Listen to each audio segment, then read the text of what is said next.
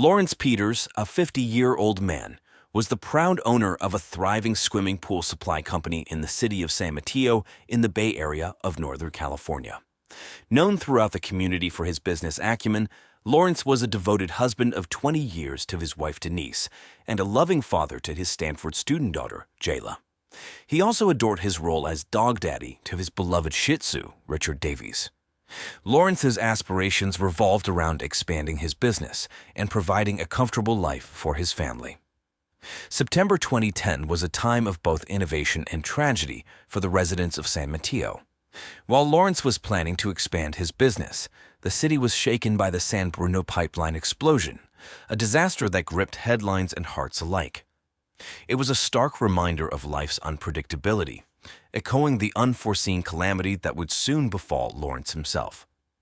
Lawrence's business, Aquapools, had gained a reputation for its top-notch products and exceptional customer service. His success had not come easy, though. Years of hard work and dedication had transformed Aquapools into a trusted brand in the swimming pool industry. Lawrence's unwavering commitment to quality and his passion for innovation had earned him the respect of both his peers and his clients. As the days grew shorter and the air turned crisp, his latest pool cleaning robot, the AquaSweep 3000, was set to be the star attraction at the local pool and spa expo. Lawrence believed that this revolutionary device would revolutionize the pool maintenance industry, making the tedious task of cleaning pools a thing of the past. Tragically, Lawrence's ambitions were cut short. What was initially thought to be a severe illness revealed itself as something far more sinister: murder. The investigation into his death would uncover a web of deceit that ran deeper than anyone could have imagined, turning the Peters' idyllic life into a true crime case. On September 15, 2010, a serene day in San Mateo, California, the local community was struck by a harrowing event. Lawrence Peters, a 50-year-old entrepreneur known for his thriving swimming pool supply business, Aquapools, faced an untimely demise. The businessman, admired for his dedication to family and commerce, succumbed to what was initially believed to be a severe illness in his hospital room, leaving behind a legacy of success and a bewildered community. The illness that claimed Lawrence's life had taken hold 3 weeks prior, its symptoms escalating rapidly, confounding medical professionals. It was during these critical moments that his wife, Denise Peters, was by his side, witnessing his struggle. In his final moments, Lawrence uttered a puzzling phrase: "Was it my wife or my girlfriend?" Words that would later echo through the corridors of the investigation. Denise, who had shared 2 decades of marriage with Lawrence, was engulfed by a wave of emotions. Her reaction was a complex tapestry of shock, sorrow, and a hint of suspicion, reflecting the dual nature of her husband's last words. Despite the turmoil within, she promptly notified the hospital staff, clinging to a sliver of hope for Lawrence's survival. The news of Lawrence's passing reverberated beyond the confines of the hospital. In a town still reeling from the recent San Bruno pipeline explosion, this personal tragedy added to the collective sense of loss. The incident, which had dominated headlines just days earlier, now shared space with the mysterious circumstances surrounding Lawrence's death. As the investigation unfolded, it became apparent that Lawrence's demise was not a mere twist of fate, but the result of foul play. The community, which had once seen Lawrence as a pillar of entrepreneurial spirit, now grappled with the grim reality that his life had been deliberately cut short. In the backdrop of this personal tragedy, the world continued to turn, a stark contrast to the somber mood that had settled over San Mateo. The case of Lawrence Peters, a man who had aspired to elevate his business to the heights of such household names, had instead become a subject of true crime lore, leaving behind a family, a pet, and a tale of intrigue that would captivate and confound all who heard it. The investigation into the death of Lawrence Peters, a prominent businessman, began in earnest on September 15, 2010. Detectives O'Reilly and Ying arrived at the San Mateo Hospital, where Lawrence had breathed his last. The room, a sterile environment typical of medical facilities, showed no immediate signs of criminal activity. Yet the detectives were not convinced this was a natural death.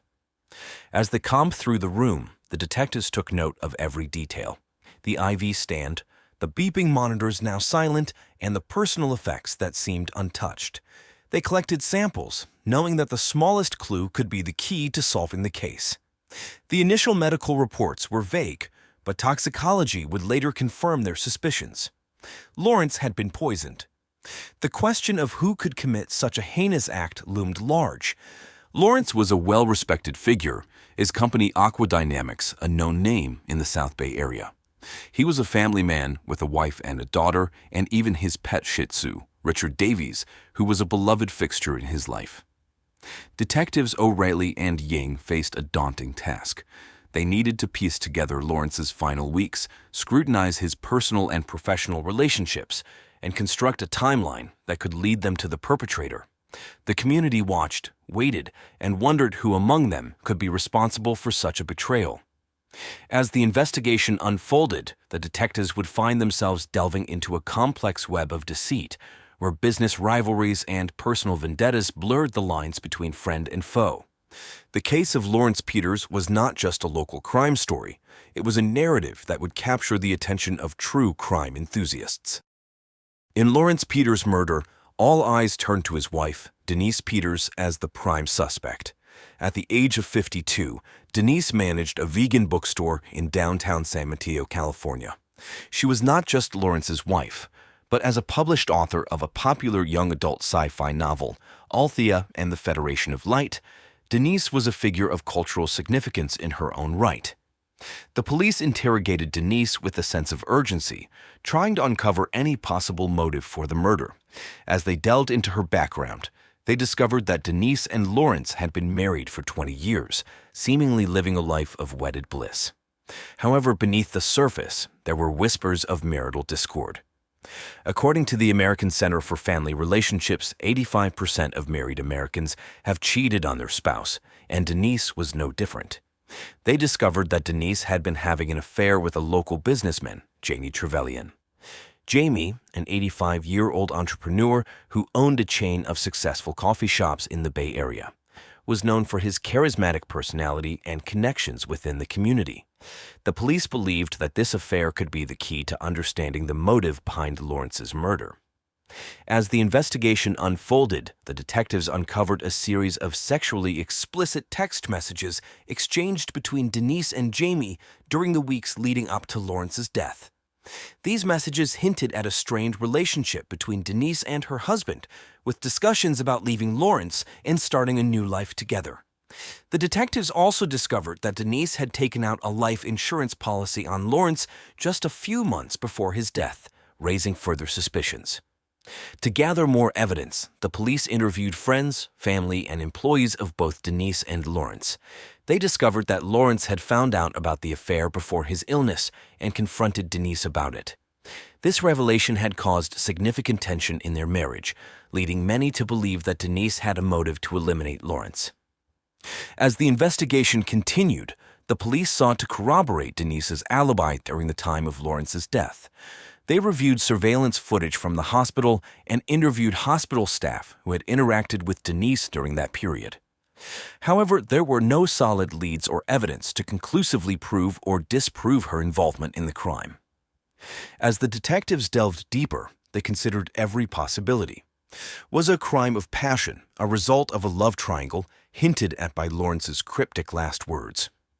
Or was it a calculated move to gain control of Lawrence's successful business, Aqua Dynamics? The answers were not forthcoming. As the investigation into the shocking murder of Lawrence Peters unfolded, another suspect emerged from the shadows.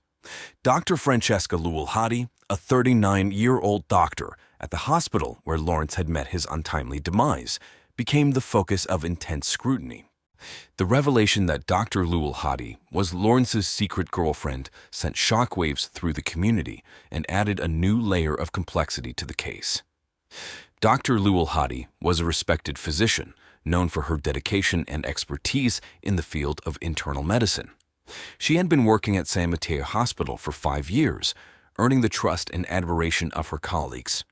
Friends and coworkers described her as intelligent, hardworking, and compassionate. However, beneath the surface, a web of secrets was about to unravel. The police wasted no time in bringing Dr. Lualhati in for questioning. The interrogation room was tense as detectives O'Reilly and Ying delved into the doctor's personal life, searching for any possible motive for the murder. Dr. Lualhadi vehemently denied any involvement, her anger palpable as she defended her innocence. During the interrogation, it was revealed that Dr. Lualhadi and Lawrence had been involved in a clandestine sexual affair for over a year. Their relationship had blossomed in the shadows, hidden from prying eyes. The detectives probed deeper, trying to understand the dynamics of their secret romance. They discovered that the affair had been fraught with tension and secrecy, as Lawrence struggled to balance his commitment to his wife and family with his desire for a passionate connection with Dr. Lualhadi. As the investigation continued, the detectives uncovered a series of text messages exchanged between Lawrence and Dr. Lualhadi in the weeks leading up to his death. These messages painted a picture of a troubled relationship filled with jealousy, suspicion, and betrayal. Lawrence had confided in a close friend about his fears that Dr. Lualhadi was becoming increasingly possessive and volatile. The detectives also discovered that Dr. Lualhadi had recently purchased a bottle of a powerful sedative, commonly used in hospitals for anesthesia. This raised suspicions about her possible involvement in Lawrence's death. However, Dr. Lualhadi maintained that the sedative was intended for professional use and vehemently denied any sinister intentions. As the investigation reached its critical juncture, the police were left with more questions than answers. Was Dr. Lualhadi a scorned lover seeking revenge? Or was she an innocent bystander caught in a web of deceit? The truth remained elusive, hidden behind a veil of secrecy and betrayal. The investigation into the mysterious murder of Lawrence Peters took a dramatic turn on September 20, 2010, when a crucial piece of evidence was discovered. The weather that day was gloomy, mirroring the somber mood of the investigation team as they delved deeper into the case. Detectives O'Reilly and Ying were meticulously combing through the office of Dr. Francesca Lualhadi, a 39-year-old doctor at the hospital where Lawrence had tragically passed away and his secret lover. It was during this search that they stumbled upon a vial of radium hidden among the doctor's belongings. Radium, a highly radioactive substance, was once used in various medical treatments and industrial applications. Its discovery in Dr. Lualhadi's office sent shockwaves through the investigative team, raising serious questions about her possible involvement in Lawrence's death. To fully understand the significance of this finding, it is important to delve into the background of radium and its potential implications in a murder case. Featured in the Oscar-winning film Oppenheimer, radium emits harmful radiation, which can cause severe health issues, including cancer. Its usage in medical treatments has been largely phased out due to its dangerous nature. The discovery of the vial of radium in Dr. Lualhadi's possession raises several intriguing questions. How did she acquire this highly restricted substance? What was her motive for possessing it? And most importantly, could radium have been the deadly poison that claimed Lawrence's life? As the investigation team delves deeper into Dr. Lualhadi's involvement, they are meticulously examining her personal and professional connections. They are leaving no stone unturned in their quest for the truth. Interviews with colleagues, patients, and acquaintances of Dr. Lualhadi are being conducted to shed light on her character and possible motives. The discovery of the vial of radium injected new life into the investigation, providing a potential breakthrough in unraveling the mystery behind Lawrence Peters' murder. Detectives O'Reilly and Ying were determined to follow every lead, meticulously piecing together the puzzle of this perplexing crime. As the investigation intensifies, the truth inches closer to the surface. Will Dr. Lualhadi's connection to the radium vial be the key that unlocks the secrets of Lawrence's untimely demise? In the investigation into the shocking murder of Lawrence Peters, a new suspect emerged. Lyle Deacon, a 35-year-old nurse at the hospital in San Mateo, California, where Lawrence tragically passed away. Unbeknownst to his colleagues, Lyle has a dark past as an ex-felon from Minnesota, where he committed a series of fatal poisonings at a previous hospital. The police were now focusing their attention on Lyle, exploring his personality, dreams, and potential motives in order to uncover the truth behind Lawrence's untimely demise. Lyle Deacon, a tall and wiry man, with a brooding demeanor, had been working at the hospital for just over a year. Colleagues described him as introverted and mysterious, often keeping to himself during his shifts. He was known for his meticulous attention to detail when it came to patient care, but little did anyone suspect the darkness that lurked beneath his calm exterior. During the police interrogation, Lyle vehemently denied any involvement in Lawrence's murder. He claimed that his troubled past was behind him and that he had turned his life around. However, the investigators were not convinced and delved deeper into his background. The detectives discovered that Lyle had been released from prison just a few months before he started working at the San Mateo hospital. His criminal record revealed a history of poisoning patients at a hospital in St. Paul, Minnesota, which resulted in multiple deaths. The media had dubbed him the Midwest Menace during the trial that followed. As the investigation progressed, the police uncovered a disturbing pattern. It was revealed that Lyle had a fascination with toxic substances and had been secretly researching various poisons online. They also discovered a hidden stash of chemicals in his apartment, including a vial of cyanide, a deadly poison. The detectives meticulously combed through Lyle's work history, interviewing former colleagues and patients from the Minnesota hospital. They found chilling similarities between the poisonings that occurred there and Lawrence's death. The victims had all exhibited similar symptoms, and the timeline of events matched up. The evidence against Lyle Deacon was mounting, but the investigators knew they needed more to prove his guilt beyond a reasonable doubt. They continued to gather witness statements, comb through financial records, and analyze phone records for any connections to Lawrence or the other suspects. As the investigation into Lawrence Peters' murder intensified, the police remained determined to uncover the truth and bring the perpetrator to justice. With Lyle Deacon now firmly in their sights, the detectives were leaving no stone unturned in their pursuit of justice for Lawrence and his grieving family. After an intense investigation, the police finally cracked the case of Lawrence Peters' murder. The mastermind behind this heinous crime had been identified as none other than Dr. Francesca Lualhati, a 39-year-old doctor at the hospital where Lawrence tragically passed away. The motive behind this shocking act of violence stems from a web of deceit and betrayal. It was revealed that Dr. Lualhati was not only Lawrence's secret girlfriend, but also harbored deep feelings of anger and resentment towards him as a result of her severe case of codependency syndrome. In a fit of rage and vengeance, she decided to poison him, putting an end to his life and shattering the dreams of his family. The evidence against Dr. Lualhati was compelling. On September 20, 2010, the police made a breakthrough discovery in her office. Hidden away, they found a vial of radium, a highly toxic substance that can cause severe harm to the human body. This revelation sent shockwaves through the investigation team, providing a crucial link between Dr. Lualhati and the murder of Lawrence Peters. The arrest of Dr. Lualhati took place on a stormy evening, reminiscent of the dark cloud that had loomed over Lawrence's family since his untimely demise. The police, acting swiftly and decisively, apprehended the doctor, who was taken aback by her own arrest.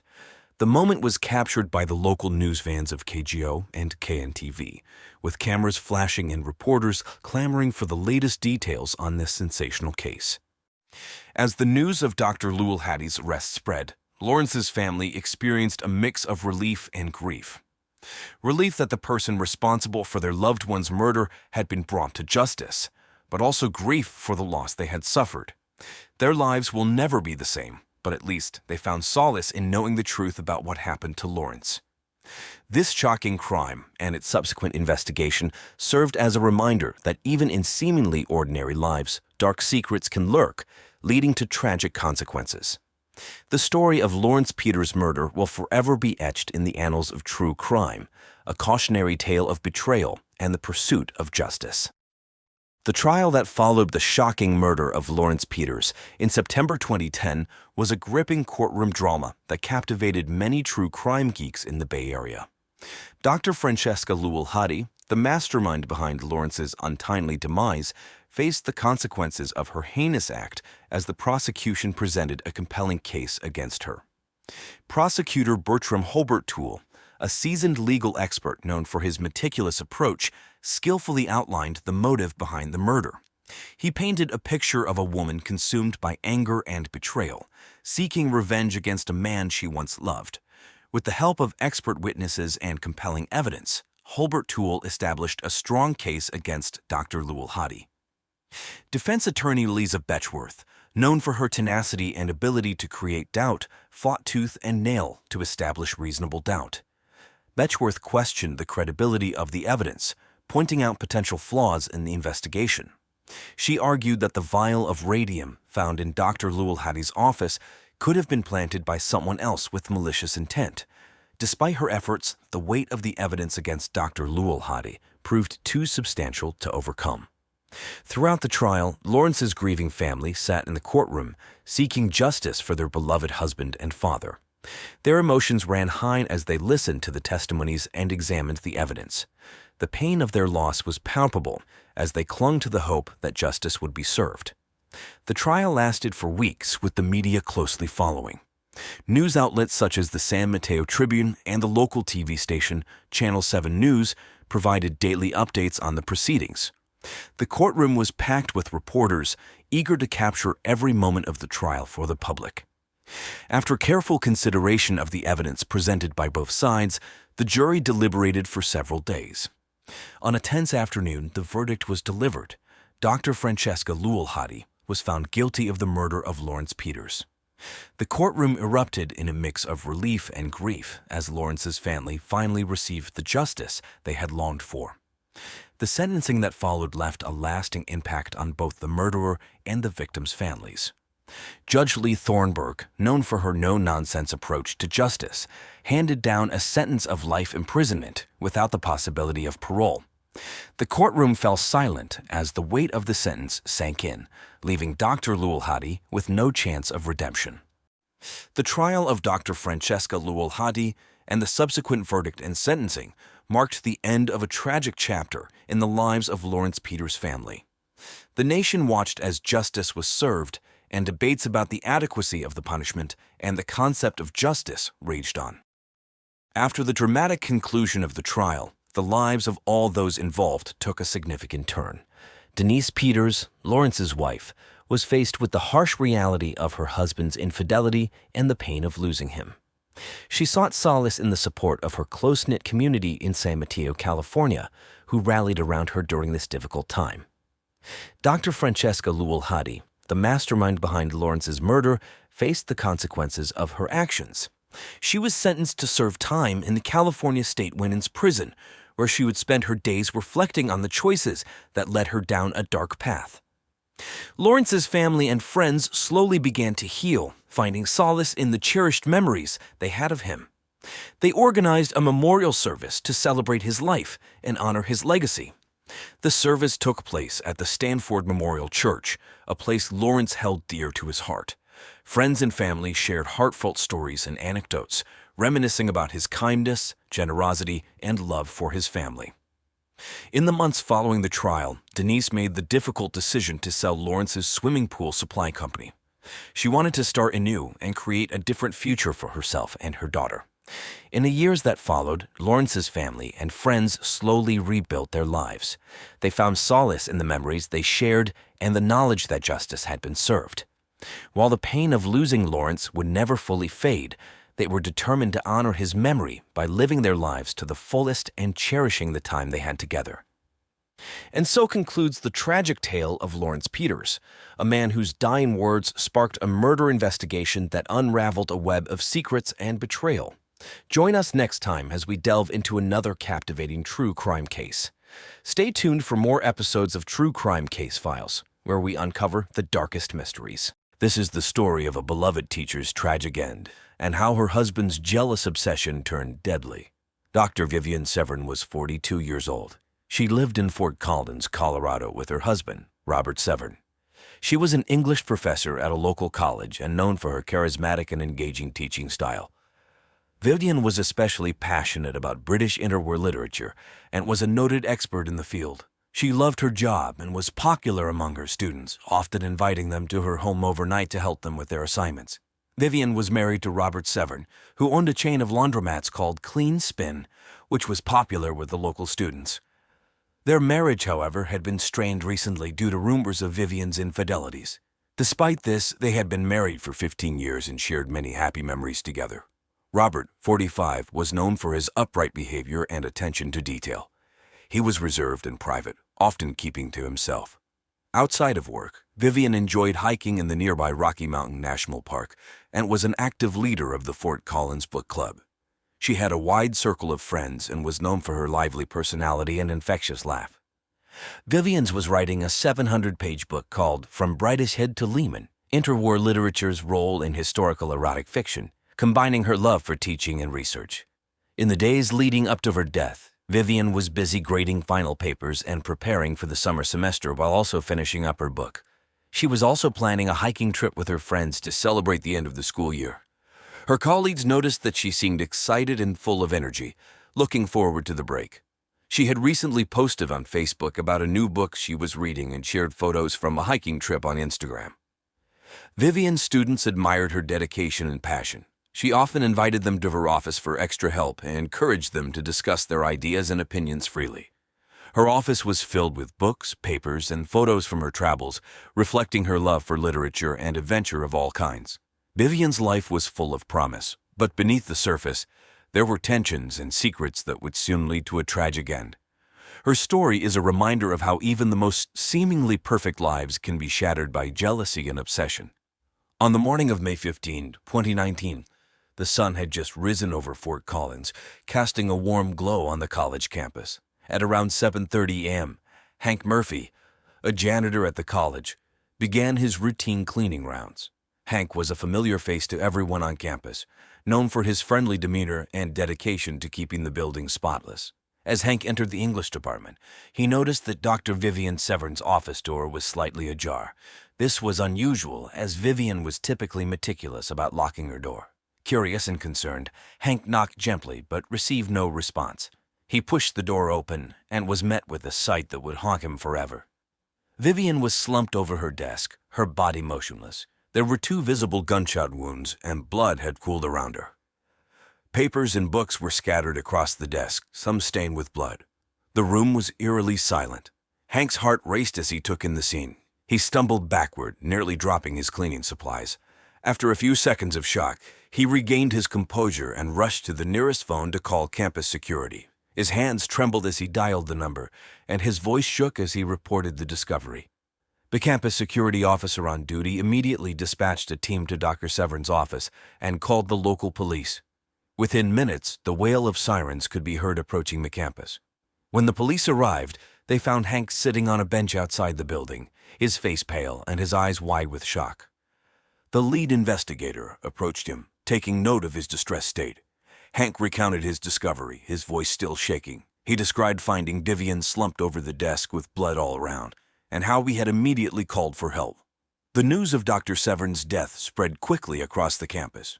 Students and faculty were in shock, unable to comprehend the tragedy that had befallen their beloved professor. The local news stations soon picked up the story, briefly noting her death on the nightly newscast. The discovery of Vivian's body marked the beginning of a complex investigation that would uncover dark secrets and lead to an unexpected conclusion. The police arrived quickly after the call from campus security on May 15, 2019. Detective Sarah Lynn Bryant led the team. Known for her keen eye and calm demeanor, she was experienced in handling tough cases. The scene at Dr. Vivian Severn's office was shocking. There were bloodstains on her desk and papers scattered everywhere. The room looked like a chaotic mix of a crime scene and a busy professor's office. The first thing the police did was secure the area, making sure no one could enter or leave. They carefully photographed everything before touching anything. Detective Lynn Bryant and her team looked for clues, starting with the bullet casings. They found 2 casings from a small-caliber handgun near Vivian's desk. The trajectory of the shots suggested that the killer was standing close to Vivian when she was shot. The investigators also collected items that might be useful for evidence. They took Vivian's computer or cell phone and several personal items from her desk. Detective Lynn Bryant hoped these items would provide clues about who might have wanted to harm Vivian. Forensics experts were called in to examine the bloodstains and other physical evidence. They took samples to analyze back at the lab. The police also dusted for fingerprints, looking for any that didn't belong to Vivian or the janitor who found her. While the investigation continued inside, other officers started talking to people outside the building. They interviewed students, faculty, and staff, trying to piece together Vivian's last moments. Many people were shocked and confused, unable to believe that such a respected professor could be the victim of such a violent crime. Detective Lynn Bryant also reviewed security camera footage from around the campus. She hoped to spot anyone suspicious entering or leaving the building around the time of the murder. The footage showed some people entering and exiting the building, but nothing immediately suspicious. The police knew they had a tough case ahead. Vivian was well-liked, but the rumors about her personal life meant that there could be many potential suspects. Detective Lynn Bryant and her team prepared to dig deeper into Vivian's life, her relationships, and her secrets. They hoped that by understanding more about her, they could find the person responsible for her death. As the sun set over Fort Collins, the police wrapped up their initial investigation at the crime scene. They had gathered a lot of information, but many questions remained. The investigation was just beginning, and Detective Lynn Bryant knew they had a long road ahead to find justice for Dr. Vivian Severn. The investigation quickly turned to Vivian Severn's husband, Robert Severn, as the primary suspect. Robert, 45, was a successful businessman who owned a chain of laundromats called Clean Spin, which was popular with students in Fort Collins. Despite his professional success, Robert was known to be reserved and private. Friends and family had noticed his increasing jealousy and obsession over rumors of Vivian's infidelities. This made him an immediate person of interest for the police. On the evening of May 16, 2019, Robert was brought in for questioning at the Fort Collins police station. Detective Sarah Lynn Bryant led the interrogation. Robert appeared calm, but there was a tense air about him. The detective started by asking Robert about his relationship with Vivian. He admitted that their marriage had been strained due to the rumors about her affairs with students. Robert provided an alibi, stating that he was at home the night of Vivian's murder, working on financial reports for Clean Spin. However, when asked if anyone could confirm his alibi, Robert struggled to provide a solid witness. This raised more suspicions among the detectives. During the interrogation, Robert's demeanor shifted. He became defensive when the detectives pressed him about his whereabouts and his feelings about Vivian's alleged affairs. He repeatedly denied having any involvement in her death, but his evasive answers only made the detectives more suspicious. The police also looked into Robert's financial records and phone logs. They found several calls and texts between Robert and Vivian in the days leading up to her death, many of which were heated arguments about the rumors. This added to the detectives' theory that Robert's jealousy and obsession could have driven him to commit the crime. Detective Lynn Bryant and her team continued to press Robert for more information, hoping to find inconsistencies in his story. They also searched the Severn home for any evidence that might link Robert to the crime. They found a handgun that matched the caliber of the bullets used in Vivian's murder. This was a significant piece of evidence, but it wasn't enough to make an arrest without further proof linking Robert to the actual shooting. While the police continued to investigate other leads, Robert remained a key suspect. His behavior, the strained marriage, and the discovery of the handgun all pointed towards him. However, the detectives knew they needed more concrete evidence to make an arrest. The investigation was far from over, and the police were determined to find justice for Dr. Vivian Severn. On May 18, 2019, a clear and sunny day in Fort Collins, a significant piece of evidence surfaced. Around 10 o'clock a.m., campus security found a flash drive in the parking lot near the English department. It had fallen out of a backpack left behind by one of Dr. Vivian Severn's students. The flash drive was quickly handed over to the police for investigation. Detective Sarah Lynn Bryant and her team examined the contents of the flash drive. To their shock, they found dozens of videos of Dr. Vivian Severn engaging in sexual activities with students both in her office and at her home. These videos confirmed the rumors about Vivian's infidelities and added a new layer to the case. It appeared that Vivian had been sexually involved in relationships with her entire class, way beyond professional boundaries. The police analyzed the videos for clues about the murder. They looked at timestamps, locations, and other details that might help identify who had access to the footage and who could have a motive for murder. The most recent video, recorded just hours before Vivian's death, showing her in a threesome with a pair of twins, Tanner and Lainey Taylor, who were two of Vivian's top students. The police also traced the origin of the videos. They discovered that the recordings had been made using hidden cameras in Vivian's office as well as in her bedroom and bathroom of her house. The detectives expanded their investigation to include anyone who might have had access to Vivian's office and home. As the investigation continued, Detective Line Bryant's team analyzed the digital data from the flash drive. They looked for fingerprints, checked the metadata of the files, and searched for any connections to other suspects. This new evidence complicated the case, revealing that Vivian's relationships were even more tangled than initially thought. The videos provided a clearer motive for the murder: jealousy and revenge. With the flash drive's discovery, the police had a critical piece of the puzzle. It suggested that the killer was someone who knew about Vivian's secret life and was deeply affected by it. The investigation was becoming more complex, but they were determined to follow every lead. The new evidence pointed police towards a network of relationships and secrets that could unravel the mystery behind Vivian's tragic death. The police turned their attention to Tanner and Lainey Taylor. Tanner and Lainey were 19-year-old twins and two of Dr. Vivian Severn's top students. Known for their charm and good looks, they were often seen together around campus. Several videos on the flash drive showed them both having sex with Vivian, raising suspicions about their involvement in her death. On May 19, 2019, the police brought Tanner and Lainey in for questioning. Detective Sarah Lynn Bryant led the interrogation. Tanner and Lainey seemed nervous but cooperative. They admitted to having a sexual relationship with Vivian, often spending extra time in her office under the pretense of needing academic help because they had dyslexia. They also claimed that their sexual relationship with Vivian was necessary, because in Vivian's class sexual performance made up 80% of the grade. The police asked the twins about their whereabouts on the night of Vivian's death. Tanner said he was studying at the library, while Lainey said she was at a friend's house. The police checked their alibis, but neither could be confirmed with certainty. This made the detectives more suspicious of the twins. The police also looked into the Taylors' backgrounds. They were well-liked by their peers and had no history of violence or criminal activity. However, their close relationship with Vivian and the videos on the flash drive made them key suspects. Detective Line Bryant and her team searched the twins' dorm room for any evidence linking them to the murder. They found several items belonging to Vivian, including a book and a scarf, which raised further questions about their relationship. However, they did not find any direct evidence linking the twins to the murder weapon or the crime scene. The police also analyzed the digital data from the flash drive to see if Tanner or Lainey had accessed it. The results were inconclusive, as the flash drive had been used by multiple devices. This made it difficult to determine who had planted the hidden camera in Vivian's office. Throughout the investigation, Tanner and Lainey maintained their innocence. They expressed shock and sadness over Vivian's death and insisted they had nothing to do with it. Despite their denials, the police continued to consider them key suspects due to their close relationship with Vivian and their presence in the incriminating videos. As the investigation continued, Detective Line Bryant and her team knew they had to find more concrete evidence to either prove or disprove the twins' involvement in Vivian's murder. The case was becoming more complicated, and the police were determined to follow every lead to find justice for Dr. Vivian Severn. With the investigation still open, the police turned their attention to Dr. Jonathan Brooks.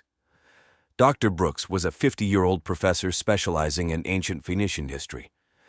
Known for his strict demeanor and high academic standards, he had a reputation for being difficult to work with. Despite this, his dedication to his field was undeniable.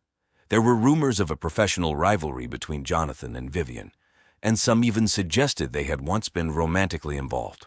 On May 20, 2019, the police brought Dr. Brooks in for questioning. Detective Sarah Lynn Bryant led the interrogation. Dr. Brooks was calm and cooperative, although he seemed slightly irritated by the situation. He admitted to having a professional rivalry with Vivian, but he denied any romantic involvement. He described their relationship as strictly academic and very competitive. When asked about his whereabouts on the night of Vivian's murder, Dr. Brooks said he was at home grading papers. He provided a list of students whose work he had graded, but this alibi was hard to verify. The police noted his irritation but continued to press him for more information. Dr. Brooks revealed that he and Vivian had been engaged in a strange competition, seeing who could have sex with more students during the school year. He said it was all in good fun and claimed he was serious about it, but not enough to kill her. However, the police found this revelation extremely disturbing and considered it a possible motive.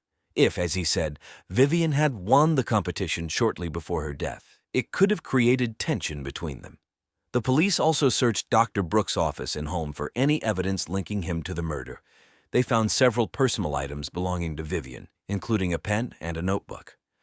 However, these items were not enough to directly link him to the crime. They did not find any weapons or anything that would suggest he was involved in her death. As the investigation continued, the police looked into Dr. Brooks' digital activities. They examined his emails and social media for any signs of animosity towards Vivian. They found a few heated exchanges about academic matters, but nothing that pointed to a motive for murder. Throughout the interrogation, Dr. Brooks maintained his innocence. He expressed shock and sadness over Vivian's death and insisted he had nothing to do with it. Despite his cooperation, the police remained suspicious due to his rivalry with Vivian and the strange competition they have been engaged in. Detective Line Bryant and her team knew they had to find more concrete evidence to either prove or disprove Dr. Brooks' involvement in Vivian's murder. The case was becoming increasingly complex, and the police were determined to follow every lead to find justice for Dr. Vivian Severn. On May 22, 2019, the police received a breakthrough in the case. They discovered new evidence that pointed directly to Robert Severn, Vivian's husband. The evidence came from a detailed analysis of the flash drive found earlier. Hidden in the metadata of one of the videos was a timestamp showing that Robert had accessed the files an hour and a half before Vivian's murder. Detective Sarah Lynn Bryant and her team pieced together the timeline.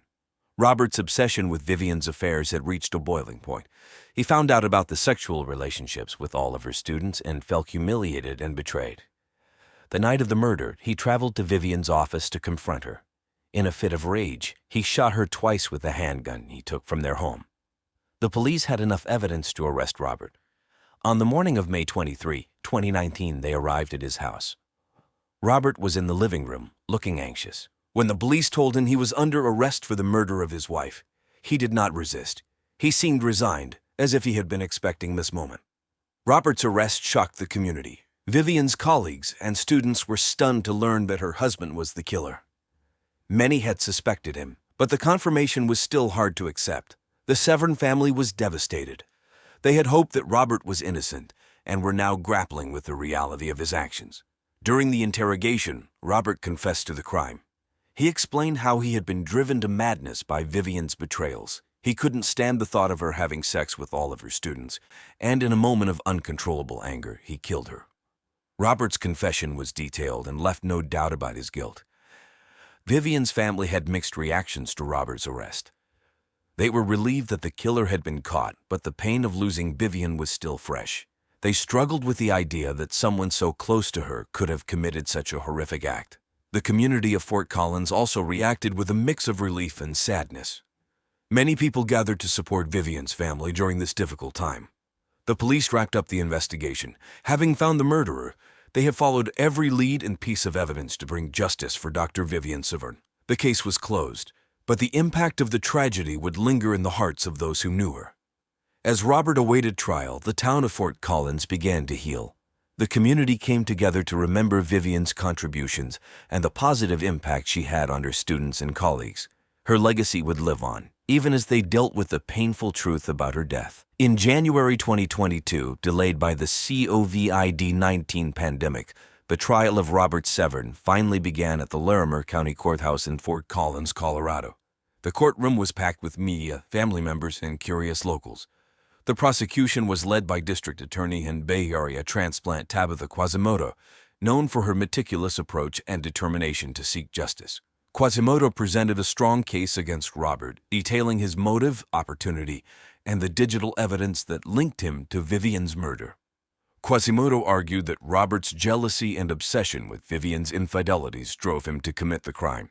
He called several witnesses to the stand, including detectives who worked on the case and experts who explained the metadata from the flash drive. The prosecution painted a clear picture of a man pushed to his breaking point by his wife's actions.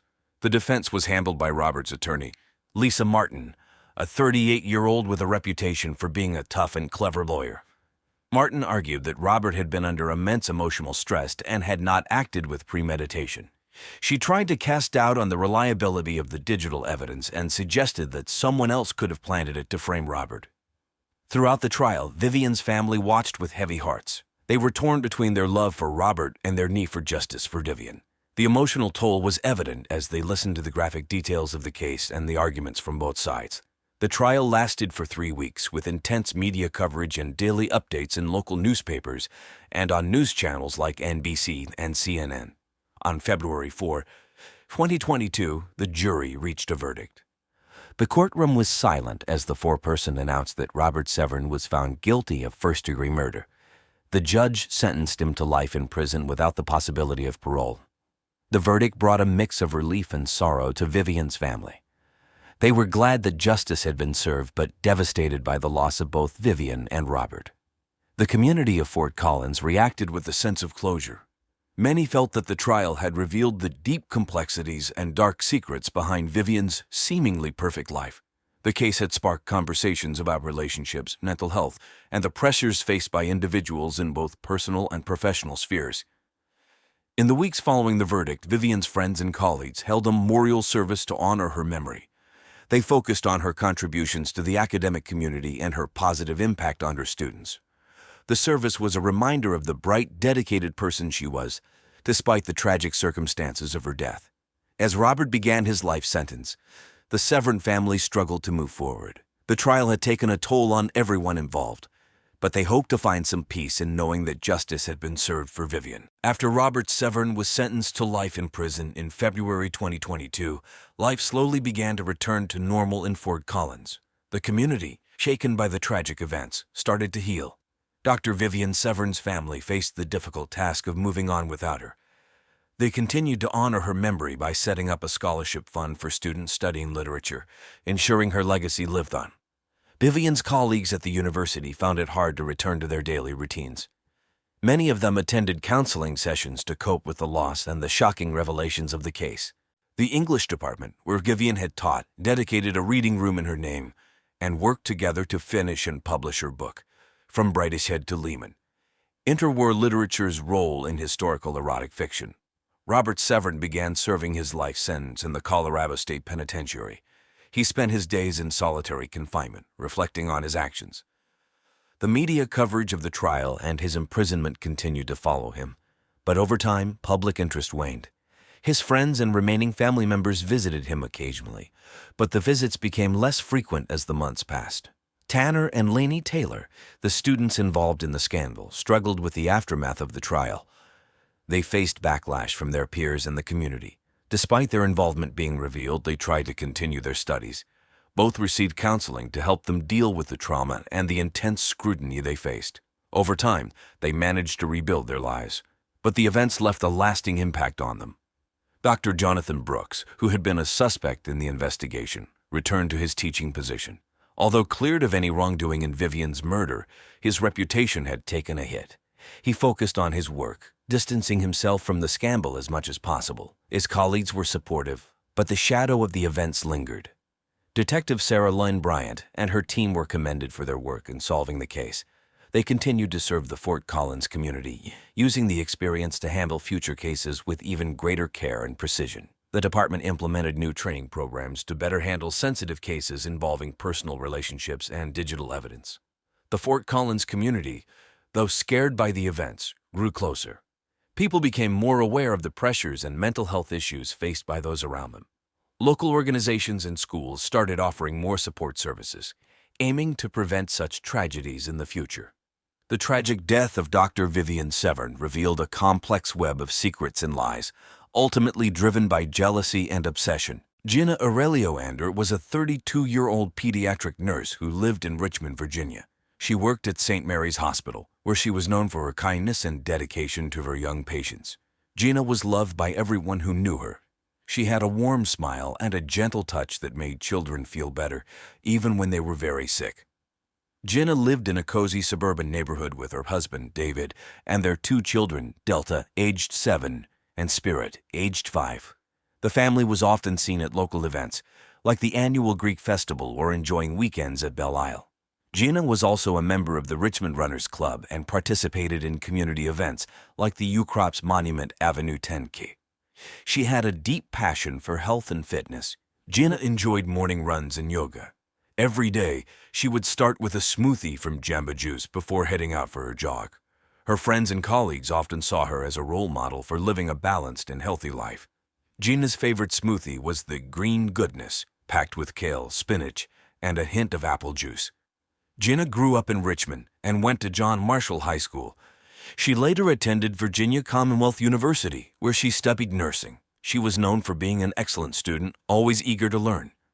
After graduating, Gina immediately started working at St. Mary's Hospital and quickly became a valued member of the team. Gina's widowed mother, Karen Ander, was a retired school teacher who lived nearby and often helped with the kids. The family had a close-knit relationship, spending holidays and weekends together. Gina's friends described her as someone who always put others first. She was the kind of person who would drop everything to help a friend in need. In the days before her death, Gina was planning a big family vacation to Hawaii. She had just finished a tough certification course in pediatric care, and she was excited to take a break and spend quality time with her family. Gina was also looking forward to Halloween, helping her kids pick out costumes and planning a neighborhood party.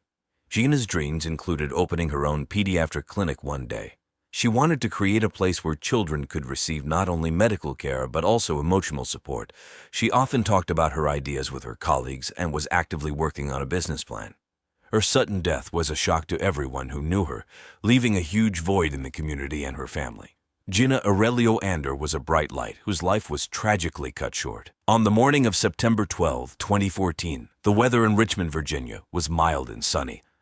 Around 8 o'clock a.m., Gina Aurelio Ander's neighbor, Kelly Ray Clarkson, set out for her own morning walk in Bird Park. Kelly was an acquaintance of Gina's and knew that Gina often jogged there. As she walked along the familiar path, she saw a figure lying on the ground near a bench. As Kelly got closer, she recognized Gina's running shoes and felt a sudden chill. Gina was motionless. Kelly rushed to her side, calling out her name, but there was no response. Panic set in as Kelly realized something was terribly wrong. She quickly pulled out her phone and dialed 911. Her voice was trembling as she spoke to the operator. 911, what's your emergency? Please, you have to send help. My friend, she's not moving. I think she's dead. We're in Bird Park, near the big fountain. Kelly's distress was palpable, and the dispatcher tried to calm her down, assuring her that help was on the way. Kelly waited, feeling helpless and scared, staying by Gina's side until the paramedics arrived. When the paramedics reached the scene, they confirmed what Kelly had feared. Gina was dead. The news quickly spread through the park, and onlookers gathered, whispering in shock. The area was soon cordoned off with yellow police tape as detectives arrived to investigate. Kelly was in a state of shock, sitting on the grass with a blanket around her shoulders, provided by one of the paramedics. She couldn't stop shaking, her mind racing with questions about what had happened. She had seen Gina just the day before, and everything seemed normal. Now, nothing made sense. Local news stations, like WRIC and NBC-12, began reporting the story, and soon it was all over social media. People in the community were stunned. Gina was well known and loved, and the idea that she could be gone so suddenly was hard to accept. The park, usually a place of joy and relaxation, had become the scene of a tragedy. As the sun continued to rise, casting long shadows over the quiet park, the police began their meticulous work. Kelly was taken to the police station to give a statement, still trying to process the morning's horrific events. By evening, the story had made headlines in local newspapers, including the Richmond Times-Dispatch. Everyone wanted to know how such a terrible thing could happen to someone like Gina. When the police arrived at Bird Park on the morning of September 12, 2014, they acted quickly. Detective Marcus Merritt, a seasoned officer known for his careful approach, led the team. Alongside him was Detective Sarah Rannon, who had joined the force 2 years earlier and was gaining a reputation for her sharp instincts. They approached the scene where Gina Aurelio Ander's body lay near a park bench. The area was quiet, with only the sound of leaves rustling in the breeze. The park, usually filled with joggers and families, felt eerie that morning. The detectives took in the scene. Gina's body was positioned as if she had simply lain down and never gotten up. There were no signs of a struggle, no blood, and nothing appeared out of place at first glance. It was puzzling. Detective Merritt and Rannon examined Gina's belongings. Her phone was in her pocket, her headphones were still in her gears, and a partially consumed smoothie cup was nearby. The detectives knew they needed to find out if this was a tragic accident or something more sinister. The smoothie cup caught Detective Rannon's attention. It was from Jamba Juice, a place Gina frequented. She carefully collected it as evidence, suspecting it might hold clues.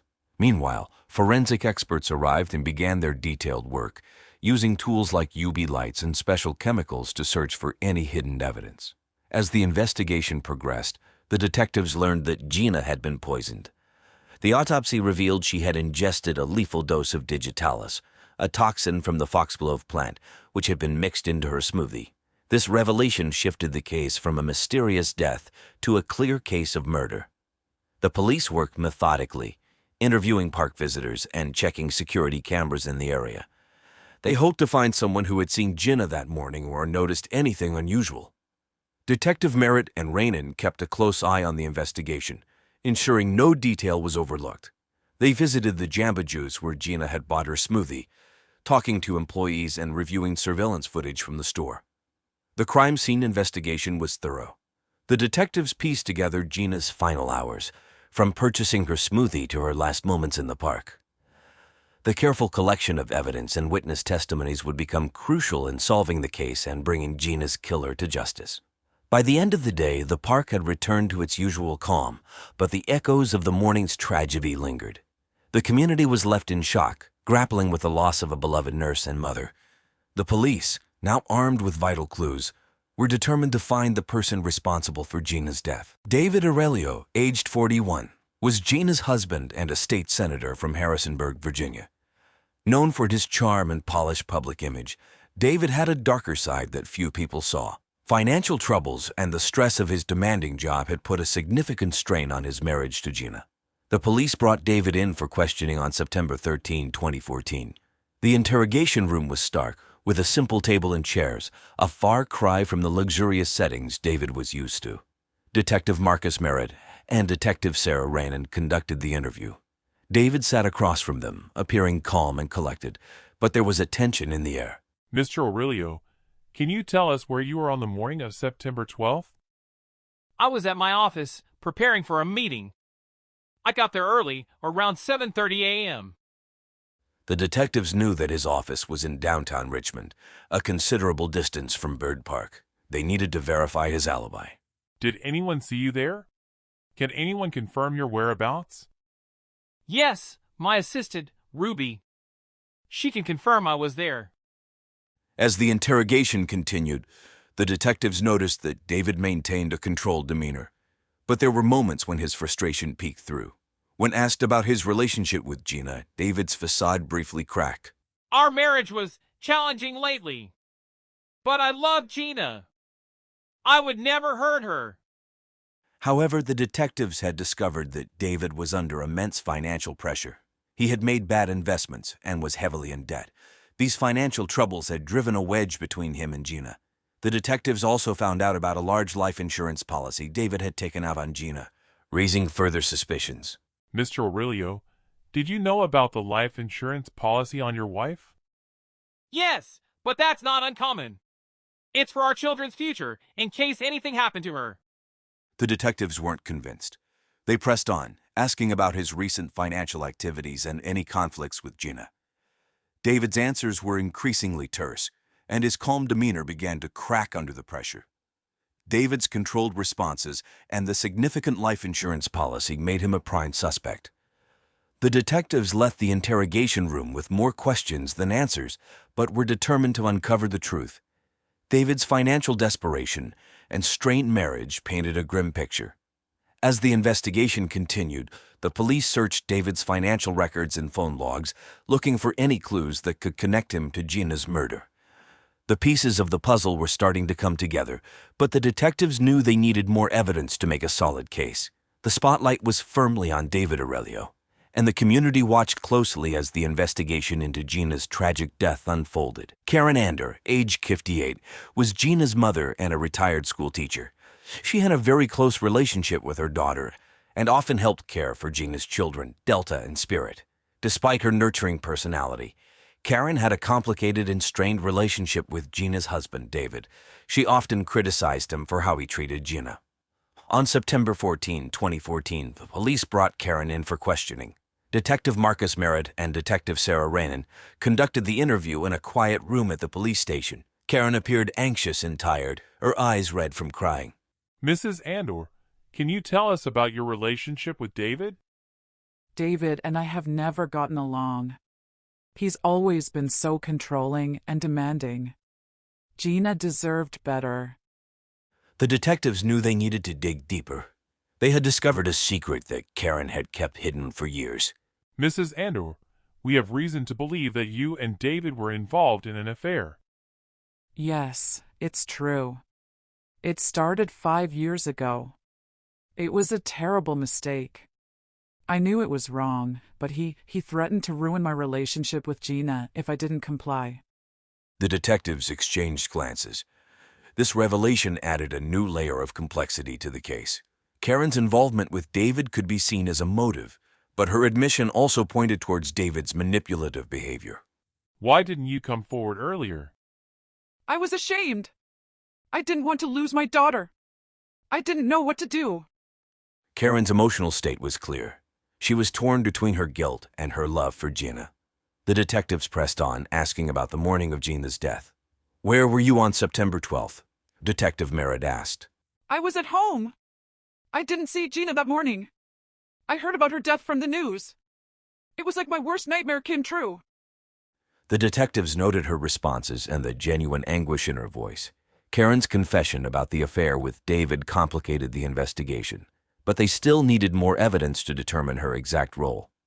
After the interrogation, the police continued to gather information. They looked into Karen's background, her phone records, and any possible connections to the poison used to kill Gina. The community was shocked by the revelation of the affair, adding to the already tense atmosphere surrounding the case. As the investigation moved forward, Karen's involvement remained a key piece of the puzzle. The detectives knew they had to untangle the web of relationships and secrets to find out who was truly responsible for Gina's death. On September 15, 2014, the weather in Richmond, Virginia, was cloudy with a chance of rain. Around 3:00 p.m., while searching Gina's home for more clues, the police found something crucial. Detective Sarah Rainin was going through Gina's desk when she discovered a hidden compartment. Inside, there was a small digital recorder. The recorder contains several conversations between Gina and David. These recordings revealed Gina confronting David about his secret gambling addiction and the financial troubles he had been hiding. One recording was particularly alarming. Gina mentioned wanting to leave David and take their children with her, while David responded with cold, threatening remarks. This evidence was a significant breakthrough, providing a clear motive for David and showing how desperate and dangerous he had become. Gina had been planning to leave him, and David's fear of losing his family and his reputation might have driven him to murder. With this new evidence, the detectives returned to questioning David. They confronted him with the recordings, hoping to crack his calm facade. Faced with the recordings, David became visibly distressed, his usual composure breaking down. He admitted to the gambling addiction and the threat, but he said that he had not intended for Gina to die. He had only wanted to scare her into staying with him. David's confession confirmed the police's suspicions and provided them another piece of the puzzle. The detectives documented David's confession and the new evidence carefully, knowing it would be crucial for the trial. The community, still reeling from the shock, hoped for justice for Gina. As the investigation continued, the focus shifted to preparing for the upcoming trial, where David would face the consequences of his actions. The police's diligent search for evidence and the discovery of the recorder played a critical role in solving Gina's murder. David's fear of losing everything had pushed him to a desperate and ultimately fatal act. The meticulous work of the detectives ensured that justice would be served, bringing some closure to Gina's grieving family and community. Lisa Breton, age 29, was a nurse who worked with Gina at the hospital. Known for her ambition and drive, Lisa often competed with Gina for promotions and recognition. Despite their professional rivalry, they maintained a facade of friendship. Lisa was considered a possible suspect because of her competitive nature and proximity to Gina. On September 16, 2014, the police brought Lisa in for questioning. The interrogation room was plain and serious. Detective Marcus Merritt and Detective Sarah Rainin conducted the interview. Lisa appeared composed, but there was a tension in her eyes. The detectives began by asking Lisa about her relationship with Gina. Lisa described their relationship as friendly, but acknowledged the professional rivalry. She admitted that they both aimed for the same promotions and recognition at the hospital. However, she insisted that their competition was friendly and not personal. The detectives then shifted their focus to Lisa's whereabouts on the morning of Gina's death. Lisa explained that she was at the hospital, starting her shift at 7 a.m. The detectives checked this alibi with the hospital records and confirmed that Lisa had indeed clocked in at that time. Colleagues also confirmed seeing her at work. Despite her alibi, the detectives delved deeper into Lisa's background. They found that Lisa had no criminal record and was known for her dedication to her job. However, they also discovered that Lisa had recently faced disappointment. She had been passed over for a promotion that Gina had received. This raised questions about her possible motives. While Lisa's rivalry with Gina was evident, the detectives found no concrete evidence tying her to the murder. The investigation continued, but Lisa remained cooperative and calm throughout the process. Her alibi and lack of motive made it difficult for the police to consider her a primary suspect.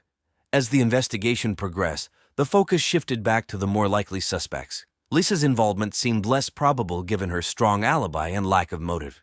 The detectives continued to piece together the evidence, determined to find justice for Gina. On September 20, 2014, Detective Marcus Merritt and Detective Sarah Rainin finally got the break they needed. They had discovered the real reason why David Aurelio had been blackmailing Gina's mother, Karen Ander. This shocking twist came to light after a careful review of the hidden camera footage and phone records. David had discovered that he was Karen's son from a secret teenage pregnancy, given up for adoption years ago. He used this information to force Karen into an affair and to keep her silent about his abusive behavior towards Gina. David was under immense financial pressure due to bad investments, failing business ventures, and a severe gambling addiction. His mounting debts had led him to take out a large life insurance policy on Gina. When Gina found out about his gambling and was planning to leave him with the kids, David saw no way out other than to get rid of her. On the morning of Gina's death, David got her usual morning smoothie from Jamba Juice, but this time he added a lethal dose of digitalis. This poison derived from the foxglove plant is not commonly used, making it hard to detect. Gina drank the smoothie before her routine jog, completely unaware of what her husband had done. Within minutes, she collapsed and died on the sidewalk, where her neighbor later found her. The weather on September 21, 2014 was stormy, with heavy rain and thunder. That evening, the police decided to arrest David. They arrived at his office at the state capitol, where he was finishing up a late meeting. The arrest was swift and professional. David, dressed in his usual sharp suit, was caught off guard but tried to maintain his composure. As the officers read him his rights, his face remained stony, but his hands shook slightly. News of David's arrest quickly spread through the media. The Richmond Times-Dispatch reported on the shocking arrest of the state senator, and TV stations like WTVR and WRIC aired footage of David being led away in handcuffs. The community was stunned. Many had admired David for his public service, unaware of the dark secrets he kept. Gina's family, especially her mother Karen, were devastated but relieved. Friends and neighbors gathered to support Gina's children, Delta and Spirit, offering help and comfort during this difficult time. David's arrest marked the beginning of the end of a tragic story filled with deceit, betrayal, and loss. The community of Richmond was left to pick up the pieces and support Gina's family as they faced the long road ahead. The trial of David Aurelio started in January 2015 at the Richmond Circuit Court. The courtroom was filled with reporters, friends, and family members of both David and Gina. The Richmond Times-Dispatch and local TV stations covered the trial closely, keeping the community updated on every detail.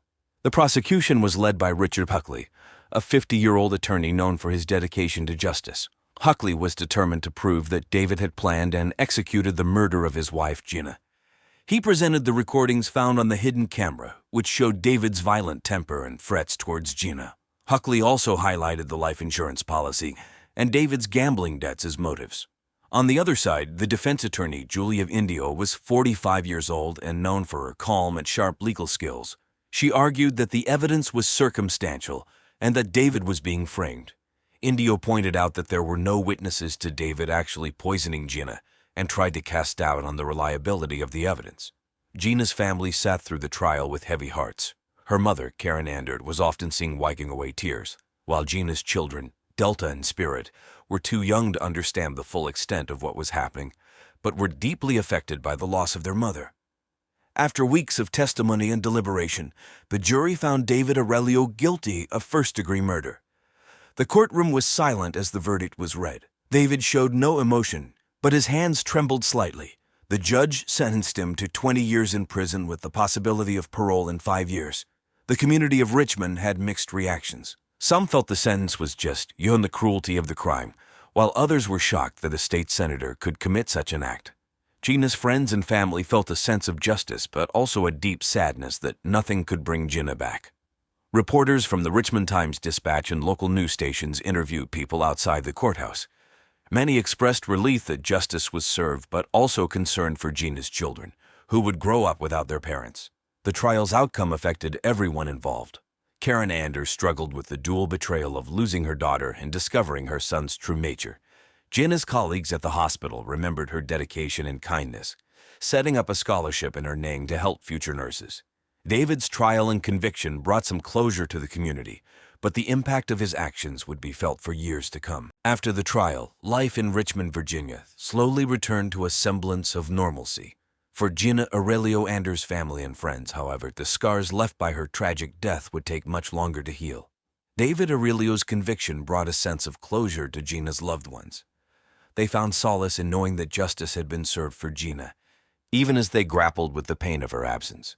The community rallied around them, offering support and condolences during their time of grief. For Delta and Spirit, Gina's children, life would never be the same. They were left without a mother, their innocence shattered by the cruel actions of their father. But with the love and support of their extended family and community, they began the long journey of healing and rebuilding their lives.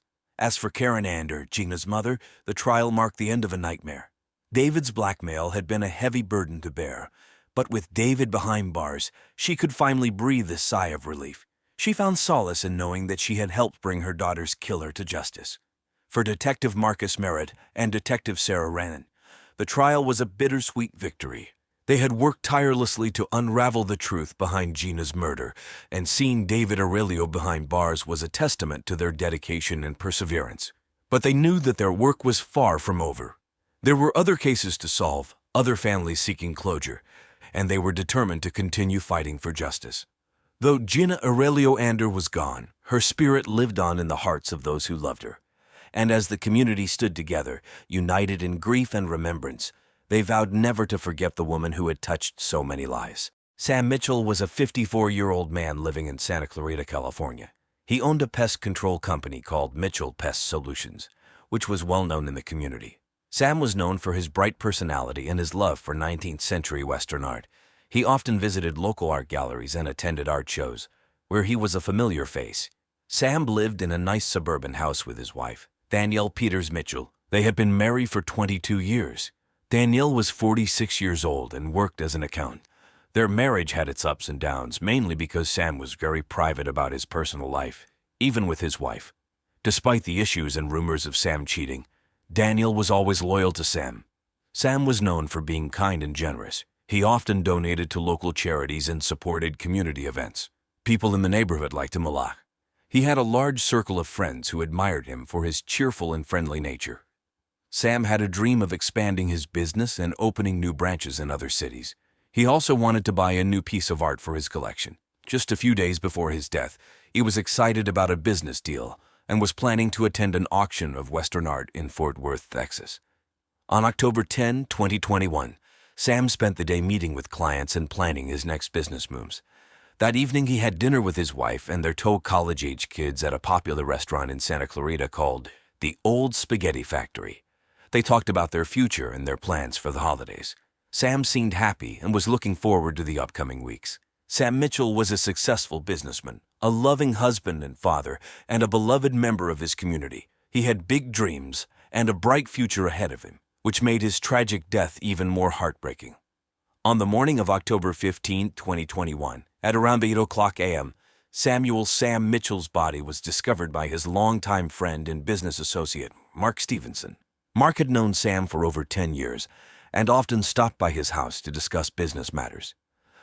That morning, Mark was supposed to meet Sam to talk about a new pest control contract with a big client.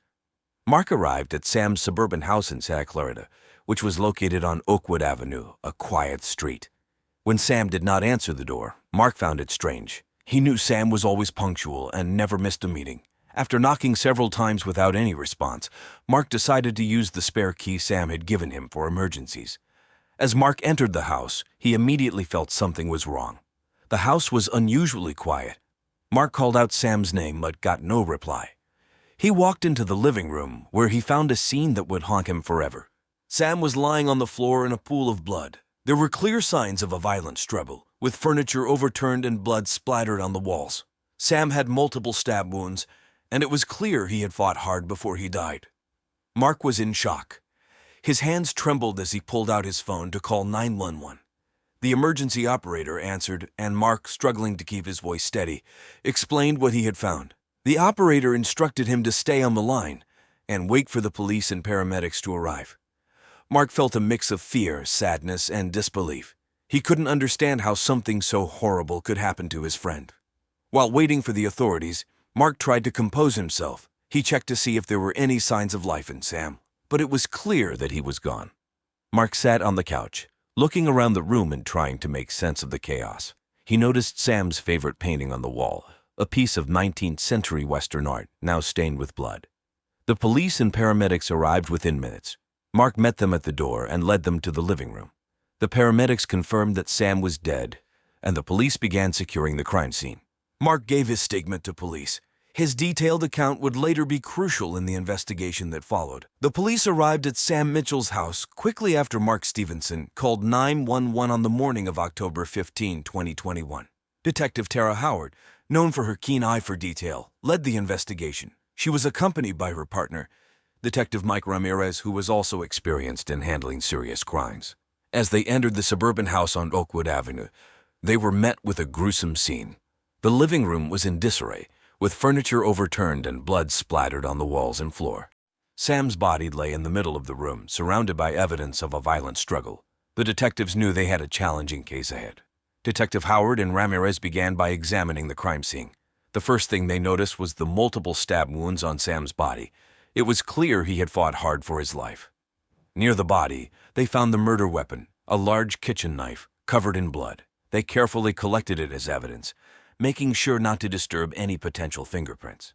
Forensic experts arrived shortly after to help with the investigation. They used advanced tools to gather fingerprints, blood samples, and other clues from the scene. They took photographs of the entire area, documenting the position of every piece of furniture and every blood stain. The team worked methodically, ensuring they did not miss any vital evidence. Detective Howard questioned Mark Stevenson, who had discovered the body. Mark described the scene he found and his actions afterward. His detailed account helped the detectives piece together the initial timeline of events. They learned that Sam had planned to meet Mark that morning, which made them wonder who else might have known about the meeting. The detectives then turned their attention to the rest of the house. They found no signs of forced entry, suggesting that Sam might have known his attacker. This information was crucial, as it narrowed down the list of potential suspects. They also found Sam's cell phone on the kitchen counter, which they took as evidence. They hoped it would provide clues about who Sam had been in contact with before his death. Outside the house, news vans from local TV stations like KTLA and ABC7 had started to gather. The shocking murder of a well-known local businessman was big news. Reporters tried to get statements from the police and neighbors, but Detective Howard declined to comment, saying the investigation was still in its early stages. By the end of the day, the detectives had collected a significant amount of evidence, but many questions remained. Who would want to kill Sam Mitchell, and why? The investigation was just beginning, and Detective Howard and her team knew they had a long road ahead. The first person the police investigated was Danielle Peters Mitchell, Sam's wife of 22 years. Danielle, who was 46 years old, worked as an accountant at a law firm in the San Fernando Valley. She was known for being meticulous and detail-oriented traits that made her good at her job. Despite her calm exterior, Danielle was deeply affected by Sam's death. On the afternoon of October 16, 2021, Danielle was brought in for questioning. Detective Tara Howard led the interrogation. Danielle appeared composed but was clearly upset. She told the detectives that she and Sam had a complicated relationship. Though they had their differences, she loved him deeply. Danielle revealed that Sam had been involved in a secret relationship with a much younger man named Kevin Lawrence. This revelation shocked the detectives. Danielle explained that she had found out about the affair a few months earlier and that it had put a significant strain on their marriage. She also revealed that Sam had recently tested positive for AIDS, which had added to the tension between them. The detectives asked Danielle about her whereabouts on the night of the murder. She claimed she was at home, watching TV, and working on some paperwork. She mentioned that she had watched the latest episode of NCIS on CBS, America's #1 show at the time, and had gone to bed around 10:00 p.m. Her calm demeanor during the interrogation was notable. She seemed cooperative and willing to help the investigation in any way she could. The police also asked Danielle about any financial issues she and Sam might have had. Danielle explained that they were financially stable and had no significant money problems. She denied any involvement in Sam's death, saying that while she was hurt by his affair, she would never harm him. Despite her cooperation, the detectives couldn't ignore the motive of jealousy and betrayal. Danielle's revelation about Sam's affair and his illness added layers to the investigation. They decided to check her alibi and look for any other evidence that might link her to the crime. The detectives also collected Danielle's phone records and financial statements to see if they could find any discrepancies or suspicious activity. They wanted to be thorough, ensuring no detail was overlooked. The investigation into Danielle was intense, but the police knew they had to explore all possible angles to find the truth. Danielle's calm yet emotional demeanor left the detectives with mixed feelings. Was she a grieving widow or a jealous spouse capable of murder?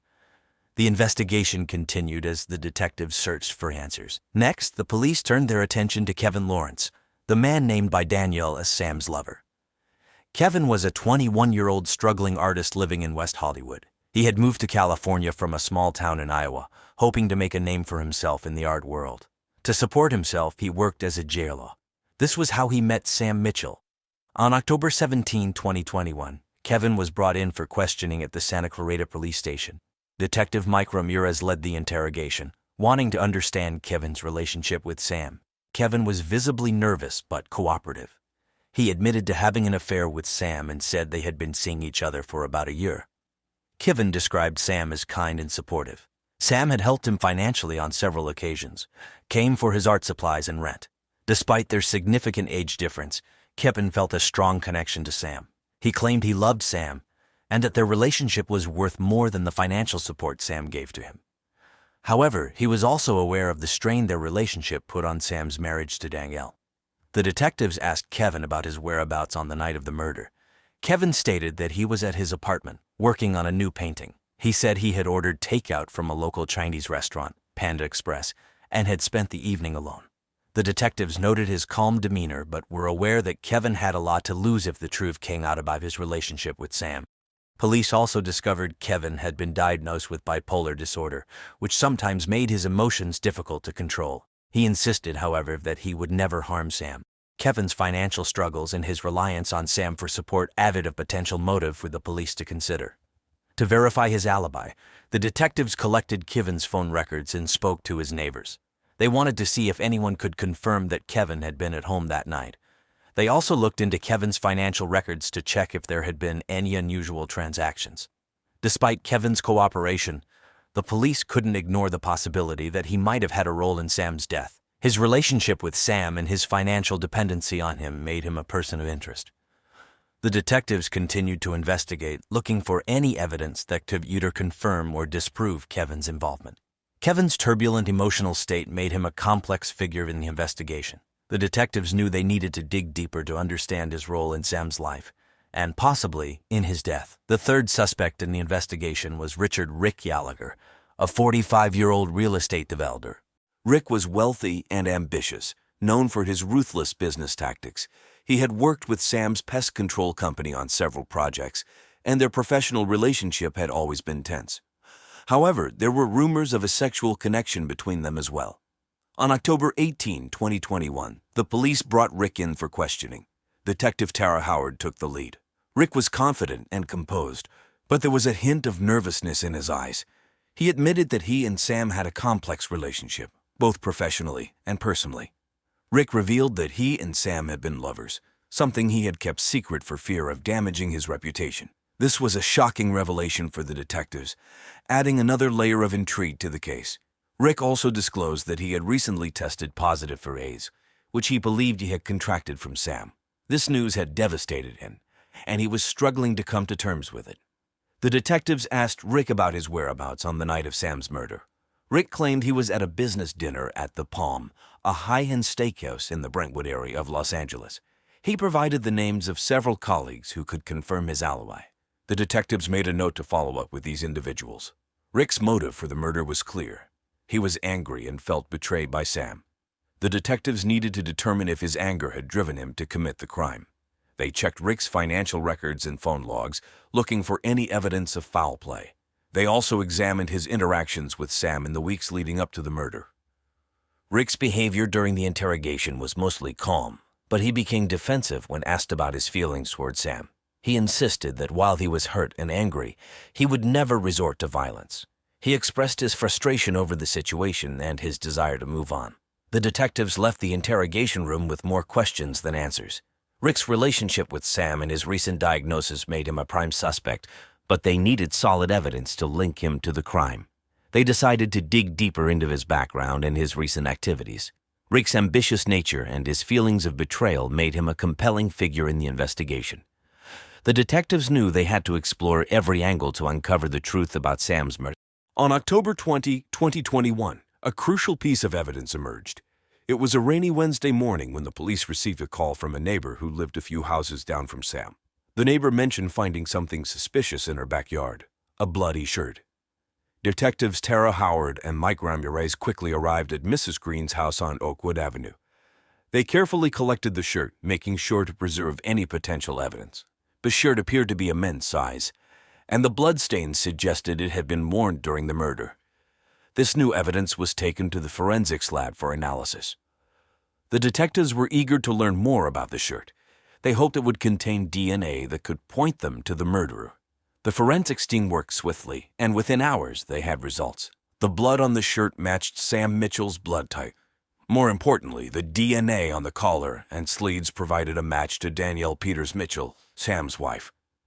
Detective Howard and Ramirez discussed the findings. The new evidence cast a dark shadow over Danielle's claims of innocence. The detectives decided to bring her in for another round of questioning. This time they had solid evidence linking her to the crime scene. On October 21, 2021, Danielle was brought back to the police station. She appeared anxious as she sat down in the interrogation room. Detective Howard presented the bloody shirt and the DNA evidence. Danielle's composure began to crack. She claimed she didn't know how her DNA ended up on the shirt and insisted she was being framed. The detectives pressed her for more details, asking about her actions on the night of the murder. Danielle's story started to change. She admitted that she and Sam had argued that night about his affair with Kevin Lawrence. She claimed that Sam became violent and she acted in self-defense. However, the detectives found holes in her story. The evidence suggested a premeditated attack rather than an act of self-defense. With the new evidence in hand, the detectives were more convinced of Danielle's involvement. They re-examined the financial records and discovered that Danielle had recently taken out a large life insurance policy on Sam. This provided a strong motive for the murder. The discovery of the bloody shirt and the subsequent DNA analysis were pivotal in the investigation. The detectives were now closer to uncovering the truth. Danielle's increasingly inconsistent statements and the mounting evidence pointed to her as the prime suspect in Sam's murder. The police continued to dig deeper into the evidence against Danielle Peters Mitchell. On October 25, 2021, they made a breakthrough. Financial records revealed that Danielle had recently taken out a $500,000 life insurance policy on Sam. Even more shocking was a $300,000 transfer from Sam's account to Richard Rick Gallagher shortly after Sam's death. Detective Tara Howard and her team questioned Rick again. This time, they presented the financial records. Under pressure, Rick admitted that Danielle had paid him to lie about being Sam's lover and having AIDS. Rick confessed that none of it was true and that he had agreed to the scheme for the money. This revelation changed the entire course of the investigation. On October 26, 2021, the detectives confronted Danielle with this new information. Danielle initially denied everything but eventually broke down under intense questioning. She admitted to lying about Sam having AIDS to damage his reputation and make herself look like a victim. She also confessed to paying Rick to support her false story. Danielle explained that she felt betrayed and humiliated by Sam's affair with Kevin Lawrence. Her anger and jealousy reached a boiling point, leading her to confront Sam on the night of his murder. During the confrontation, Danielle stabbed Sam multiple times in a fit of rage. She had hoped that framing him as a diseased, unfaithful husband would help her escape suspicion and garner sympathy. Detective Howard and her team now had a clear motive and solid evidence linking Danielle to the murder. On October 27, 2021, they arrested Danielle at her home. She was charged with first-degree murder and conspiracy to obstruct justice. As the police handcuffed her, Danielle showed little emotion, as if she had accepted her fate. The news of Danielle's arrest shocked the Santa Clarita community. Sam's family and friends were devastated by the betrayal and the gruesome details of his death. They struggled to understand how someone who had been so close to Sam could commit such a heinous act. Sam's children, in particular, were heartbroken. They had lost their father and now faced the reality that their mother was his murderer. The community rallied around them, offering support and condolences during this difficult time. The police publicly commended the detectives for their thorough investigation. The discovery of Danielle's lies and the financial trail had been crucial in solving the case. The arrest brought a sense of justice for Sam's loved ones, though the emotional scars would take much longer to heal. The trial of Danielle Peters Mitchell began on December 5, 2021, at the Santa Clarita Superior Court. The prosecution, led by District Attorney James Thompson, 50, known for his tenacity and sharp legal mind, presented a compelling case. Thompson argued that Danielle's actions were premeditated and driven by jealousy and greed. He emphasized the life insurance policy and the payment to Rick Gallagher as evidence of her intent to frame Sam and escape justice. On the defense side, attorney Karen Lee, 48, a seasoned lawyer known for her calm and strategic approach, represented Danielle. Lee argued that Danielle had acted in self-defense during the heated argument with Sam. She tried to paint a picture of a desperate woman pushed to the edge by her husband's infidelity and lies. The trial was emotionally charged, with Sam's family and friends filling the courtroom each day. They listened intently as witnesses, including Rick Gallagher and Kevin Lawrence, testified. Rick admitted to accepting money to lie about his relationship with Sam, while Kevin described the nature of his affair with Sam. The prosecution presented the bloody shirt with Danielle's DNA and the financial records as key evidence. Forensic experts testified about the violent nature of the attack, contradicting Danielle's claim of self-defense. The jury was shown photos of the crime scene, which highlighted the brutality of the murder. During the trial, Danielle maintained a stoic demeanor, but there were moments when she appeared visibly shaken, especially during Kevin's testimony. The emotional impact on Sam's children was evident. They watched their mother's trial with a mix of grief and anger, struggling to reconcile the woman they knew with the brutal act she committed. On December 20, 2021, after 2 weeks of testimony and deliberations, the jury found Danielle Peters Mitchell guilty of first-degree murder and conspiracy to obstruct justice. The verdict was met with a mix of relief and sorrow by Sam's family and friends. They had found some justice for Sam, but the pain of losing him and the betrayal by Danielle remained.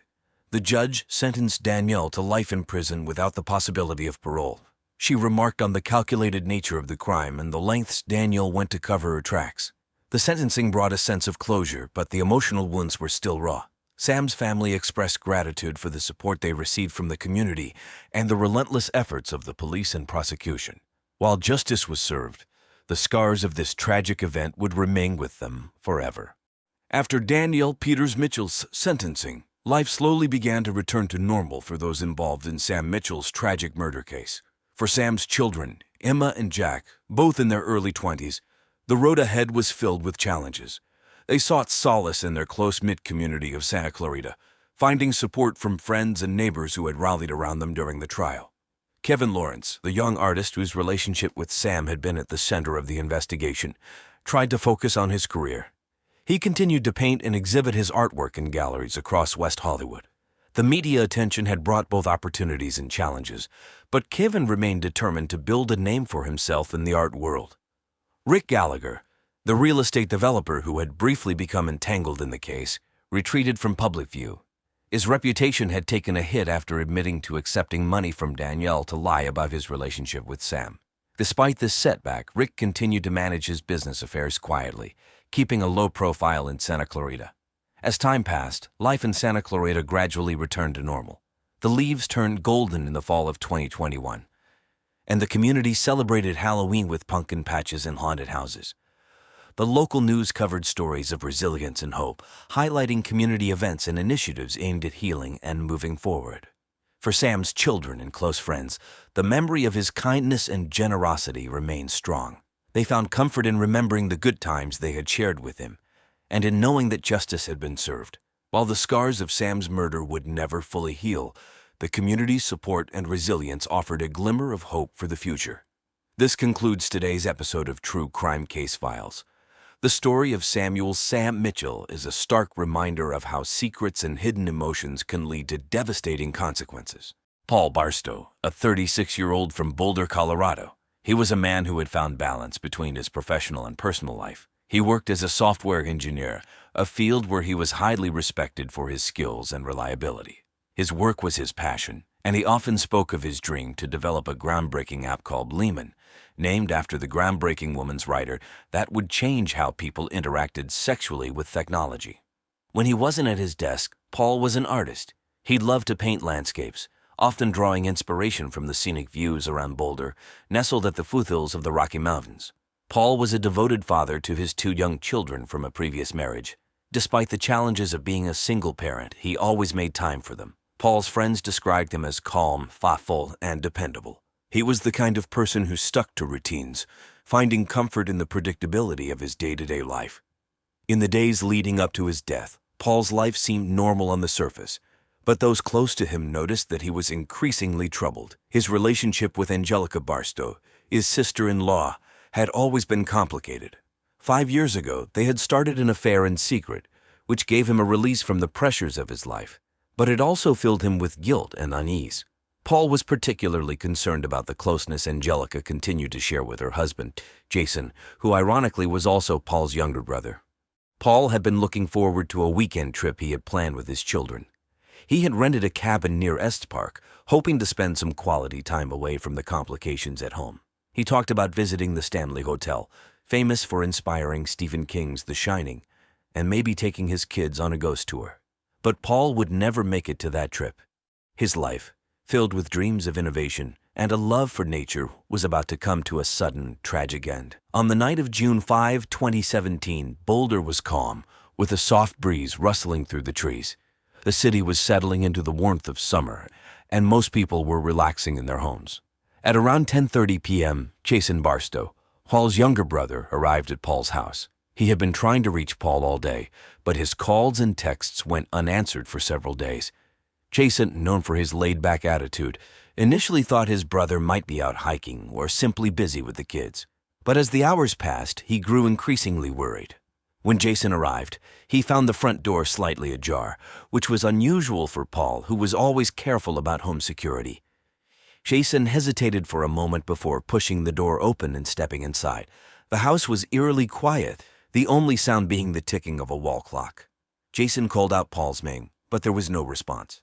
As he moved further into the house, Jason noticed signs of a struggle in the living room. An overturned chair, scattered papers, and a coffee mug shattered on the floor. His heart raced as he made his way to the bedroom. It was there that he discovered Paul's lifeless body, lying on the floor near the bed. Paul's face was pale, and a length of rope was still wrapped tightly around his neck. The sight was so shocking that Jason froze, unable to process what he was seeing. For a few moments, Jason stood there in disbelief, trying to make sense of the scene before him. His brother, always so full of life, now lay motionless. After what felt like an eternity, Jason managed to pull out his phone and dial 911. His voice trembled as he told the operator what he had found, barely able to get the words out. The dispatcher instructed him to wait outside until the police arrived. Jason stumbled out of the house, his mind racing. He sat on the front steps, staring blankly at the street, trying to hold back tears. Within minutes, the sound of sirens filled the air as Boulder police arrived on the scene. Neighbors peeked out from their windows, drawn by the flashing lights, but Jason couldn't bring himself to look at anyone. His world had just been shattered, and all he could do was wait for the nightmare to unfold further. The Boulder police arrived quickly at Paul Barstow's home on the night of June 5, 2017. The flashing lights and sirens cut through the quiet neighborhood, alerting nearby residents that something terrible had happened. Detective Laura Reynolds, a seasoned investigator with 15 years of experience, was the first on the scene. Known for her no-nonsense approach and sharp instincts, Reynolds immediately sensed that this was no ordinary death. As she entered the house, Reynolds took in the disarray. The living room looked like it had been the site of a struggle. An overturned chair, scattered papers, and a shattered coffee mug painted a picture of chaos. But it was the scene in the bedroom that confirmed her worst fears. Paul Barstow lay on the floor, a length of rope still tightly wound around his neck. His face was pale, his eyes lifeless. The sight was disturbing, even for someone as experienced as Reynolds. The crime scene team quickly set to work, photographing the room from every angle and collecting potential evidence. They dusted for fingerprints, took samples from the rope, and carefully bagged the shattered pieces of the coffee mug. Reynolds noticed the position of Paul's body. His hands bore defensive wounds, and there were signs of bruising around his neck and face. To her, this clearly pointed to a violent struggle, suggesting that Paul had fought for his life. However, not everyone on the team was convinced. As the investigation progressed, a controversy began to brew. Some forensic experts argued that the scene could be interpreted differently. Dr. Matilda Chiang, a forensic pathologist with a reputation for thoroughness, suggested that the evidence might point to a suicide rather than a murder. She noted that the rope had been tied in a way that could be self-inflicted, and the disarray in the living room could have been caused by Paul in a distressed state. According to Dr. Chiang, it wasn't uncommon for people in deep emotional turmoil to stage scenes before taking their own lives. This conflict between several different experts created tension within the investigation. On one side, Detective Reynolds and her team were convinced that Paul had been murdered, possibly during a violent struggle. On the other side, Dr. Chang and her supporters argued for a more nuanced interpretation, one that considered the possibility of suicide. The disagreement slowed the investigation, as the team was forced to consider both possibilities, examining every piece of evidence from multiple angles. As the days passed, the pressure on the Boulder Police Department grew.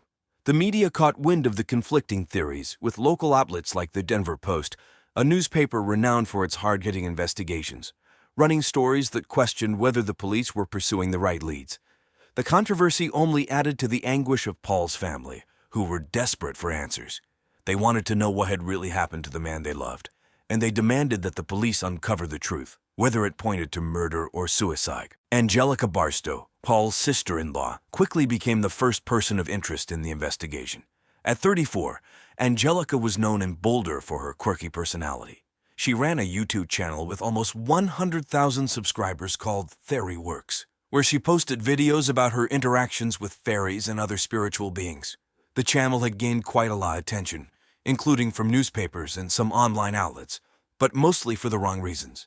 Viewers attacked her by the thousands, leaking hateful comments saying everything she was talking about was fake and that she was a liar.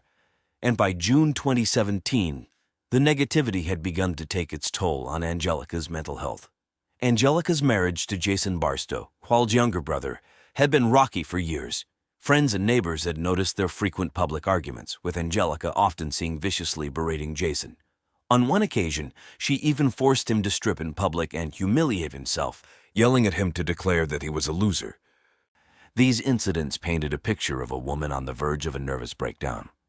The police were aware of these issues as they began their investigation.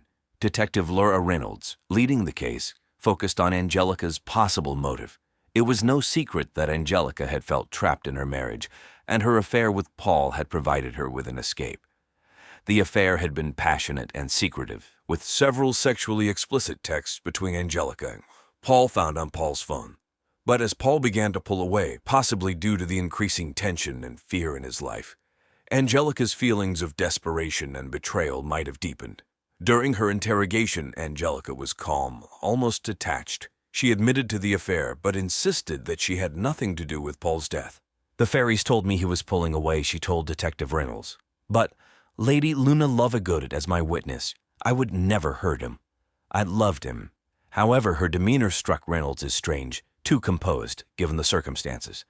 The detective noticed how Angelica's eyes darted around the room whenever she was asked about her relationship with Paul, as if searching for an answer. As the questioning continued, Angelica began to display signs of agitation. She denied any involvement in Paul's death, but couldn't explain where she had been on the night of the murder. Her alibi was vague, and when pressed for details, she became defensive. "I don't have to tell you everything, the fairies will." She snapped at one point, her voice rising. The police took note of her behavior, which only fueled their suspicions. Despite her denials, the evidence against Angelica was circumstantial at best. The text showed that the affair was real. but they didn't prove that she had murdered Paul. Still, her unstable behavior and the tension in her marriage made her a prime suspect. As the investigation continued, Detective Reynolds and her team kept a close eye on Angelica, waiting for any slip-up that might reveal more about her involvement in Paul's death. Next on the list of suspects was Jason Barstow, Paul's younger brother and Angelica's husband. Jason, 29, was known around Boulder as a charming but aimless man. He had drifted from job to job, never quite finding his footing. His easygoing attitude made him well-liked, but it also led to frequent clashes with Angelica, who was frustrated by his lack of ambition. Jason's relationship with Paul was strained, not just because of his affair with Angelica, but also due to the deep-seated envy he harbored for his older brother's success and stability. The police were aware of this sibling rivalry as they began questioning Jason. Detective Laura Reynolds, who was leading the investigation, found Jason to be cooperative but visibly nervous. When asked about his whereabouts on the night of Paul's death, Jason claimed he had been at a local bar, The Sink, watching the Rockies game and chatting with some friends. However, when the police checked his alibi, it didn't hold up. The bartender didn't remember seeing Jason that night, and none of the regulars could confirm his presence either. Jason's inconsistencies made the police suspicious, but there was more to consider. The tension in his marriage to Angelica had been no secret. Friends had noticed how Jason often tried to avoid confrontations with his wife, retreating into his easygoing nature whenever things got heated. But beneath his laid-back exterior, there was a man who had grown increasingly resentful of his brother's long-term affair with Angelica. Paul had everything Jason wanted: a successful career, a stable life, and for a while, a sexual relationship with Jason's own wife. During his interrogation, Jason tried to downplay the affair's impact on him. "Yeah, I was mad," he admitted to Detective Reynolds. But then he said he wasn't going to do anything about it since Paul was his brother, and while had our differences, he would never hurt Paul. His voice was steady, but Reynolds noted the way Jason's hands fidgeted constantly, a sign of his unease. The police pressed Jason about his relationship with Angelica, particularly the public arguments that had been witnessed by neighbors. Jason shrugged them off, saying, "Angelica's got a temper, but it's nothing serious. We argue. Then we bleep each other until we faint. But who doesn't?" Still, his attempts to downplay the tension didn't convince the detectives. There was something off about the way he avoided eye contact when asked about the night of Paul's murder. Despite the inconsistencies in his story, there was no concrete evidence linking Jason to the crime. His motive, anger and jealousy, was clear, but without more solid proof that the police couldn't pin the murder on him. Nevertheless, Jason remained under close scrutiny as the investigation continued, his every move watched by Detective Reynolds and her team. The final suspect under investigation was Linda Barstow, Paul's ex-wife. At 48 years old, Linda was known for her fiercely protective nature, especially when it came to her two children. Ward and Salter and her controlling tendencies had caused friction within the extended Barstow family for years. Linda and Paul had divorced amicably on the surface, but those close to the family knew there was lingering tension. Despite their split, Linda had never fully let go of her influence over Paul's life, often meddling in his personal affairs and showing up unannounced at his home. Linda's involvement in Paul's life after the divorce had always been a sore point, especially because she had a history of favoring Paul's younger brother, Jason. This blatant favoritism had always caused resentment between the brothers, but Linda seemed indifferent to the effect it had on their relationship. In fact, she had been especially close to Jason, even going so far as to engage in a brief affair with him when he was barely 18 years old. This past sexual interlude was a poorly kept secret, and it added an uncomfortable layer to the family dynamics. When the police brought Linda in for questioning, she was composed but defensive. Detective Laura Reynolds led the interrogation, asking about Linda's relationship with Paul in the months leading up to his death. Linda insisted that she had moved on from their marriage and that their relationship was strictly about co-parenting. "I was over the bleep a long time ago," she stated firmly. "Our focus was on Ward and Salter, nothing more." But Detective Reynolds wasn't convinced. Linda had a history of interfering in Paul's life, and there were rumors that she disapproved of his affair with Angelica. Friends of Linda's mentioned to the police that she had spoken openly about her disdain for Angelica, whom she considered unfit to be part of the family. Linda quickly pointed the finger at Angelica when she heard about Paul's death, telling detectives that she had always suspected Angelica was trouble. During her interrogation, Linda maintained her innocence but couldn't hide her animosity toward Angelica. She was never good enough for Paul, and I told him that, Linda confessed. I didn't want the bleeping bleep anywhere near my bleeping kids. Despite her strong feelings, Linda denied any involvement in Paul's death, insisting that she would never harm him, especially because of the impact it would have on their children. The police were left with a puzzle. Linda had motive, protectiveness over her children and resentment toward Angelica. But like Jason, there was no hard evidence linking her to the crime. Her strong personality and controlling nature made her a person of interest. But without more concrete proof, the detectives couldn't proceed with an arrest. The investigation continued as they sought the truth behind Paul's tragic death. On July 12, 2017, just when the investigation seemed to be hitting a dead end, a new piece of evidence emerged that changed everything. That morning, the weather was warm and sunny, typical for Boulder in early summer. A neighbor was walking her dog named Mary Sinclair Varlets when she noticed something unusual in the Barstow's trash can, which had been left out by the curb.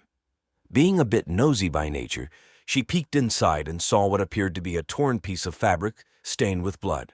Disturbed by the sight, she immediately called the police.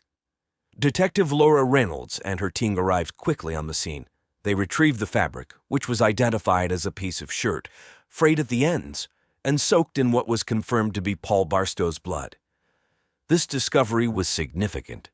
It directly contradicted the suicide theory and pointed to a violent struggle. The shirt matched the DNA found around Paul's neck, making it a key piece of evidence in the investigation. Forensic experts were called in to analyze the rope and the bloodstains further. They also scored the Barstow's trash can for any other clues, finding nothing else of immediate interest. However, the presence of the rope was enough to reignite the investigation. Detective Reynolds felt a renewed sense of urgency. This changes everything, she felt. With the new evidence in hand, the detectives revisited their list of suspects. But T-shirt piece was likely discarded in a hurry, possibly by someone who had access to the Barstow home. The timing of the trash being taken out suggested that the killer was close to the family and knew their routines well. The team knew they had to re-interview the suspects, focusing on their whereabouts in the days after Paul's death and any potential connection to the rope. The discovery of the bloodied T-shirt piece marked a turning point in the investigation. It provided the detectives with the crucial evidence they needed to rule out suicide definitively and focus their efforts on finding the killer. The search for justice for Paul Barstow was far from over, but now the police had a new lead that could finally bring the truth to light. On July 15, 2017, Detective Laura Reynolds and her team made a breakthrough in the investigation. After weeks of questioning and collecting evidence, they identified Angelica Barstow as the prime suspect in Paul Barstow's murder. Angelica, 34, was Paul's sister-in-law and had been in a secret 5-year-long affair with him.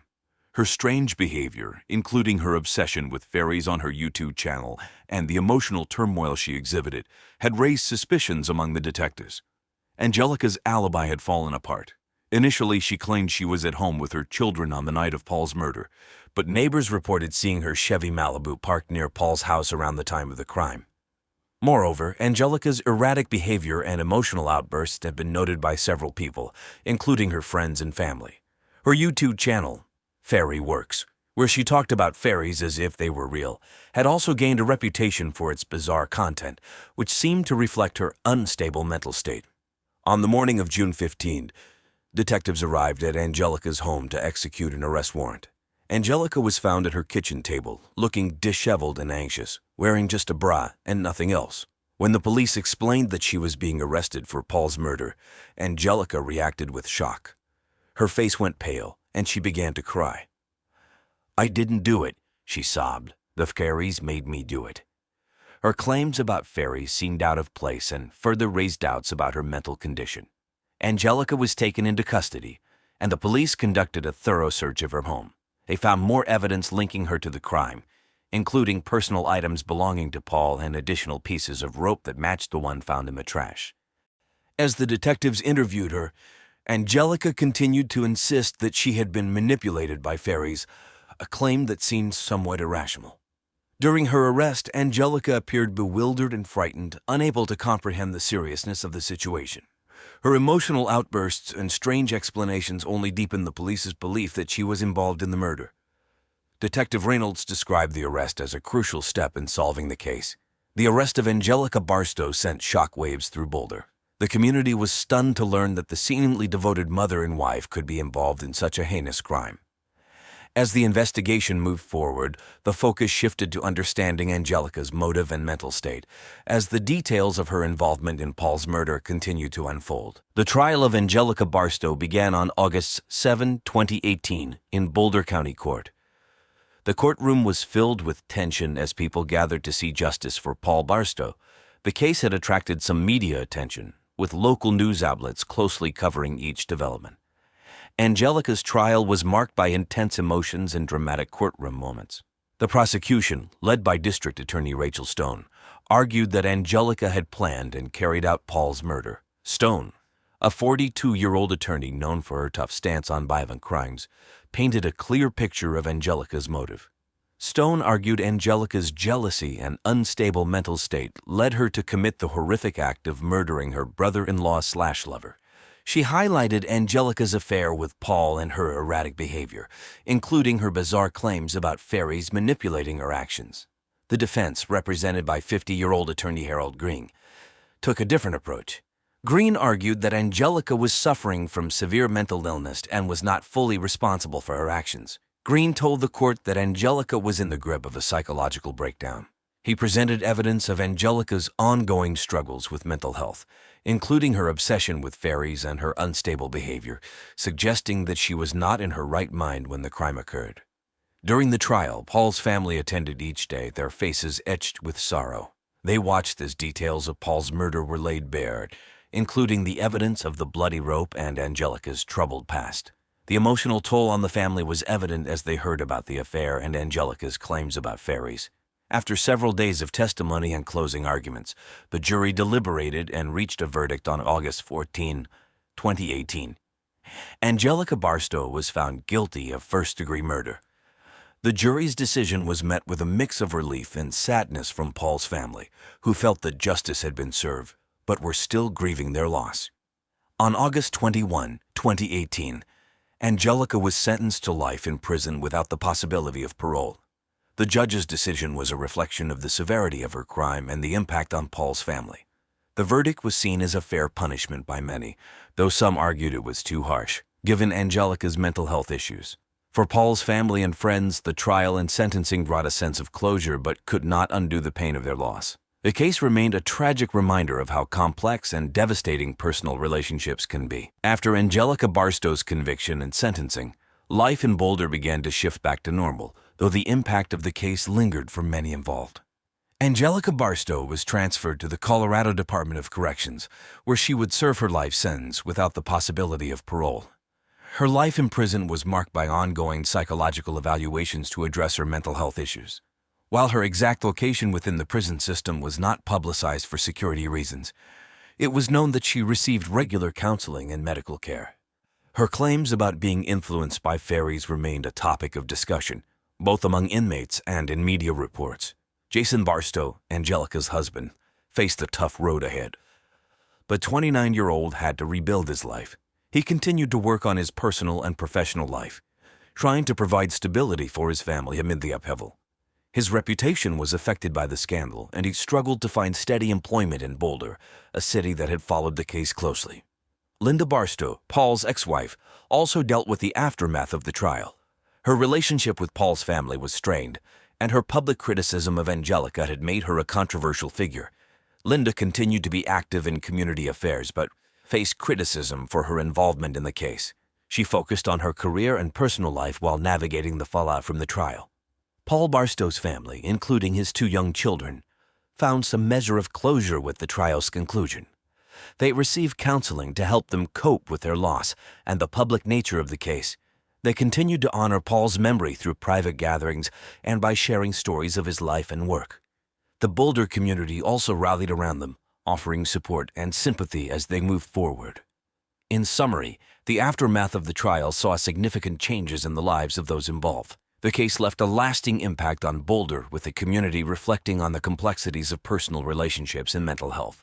While Angelica Barstow faced the consequences of her actions, those affected by the case worked to rebuild their lives and find a sense of normalcy.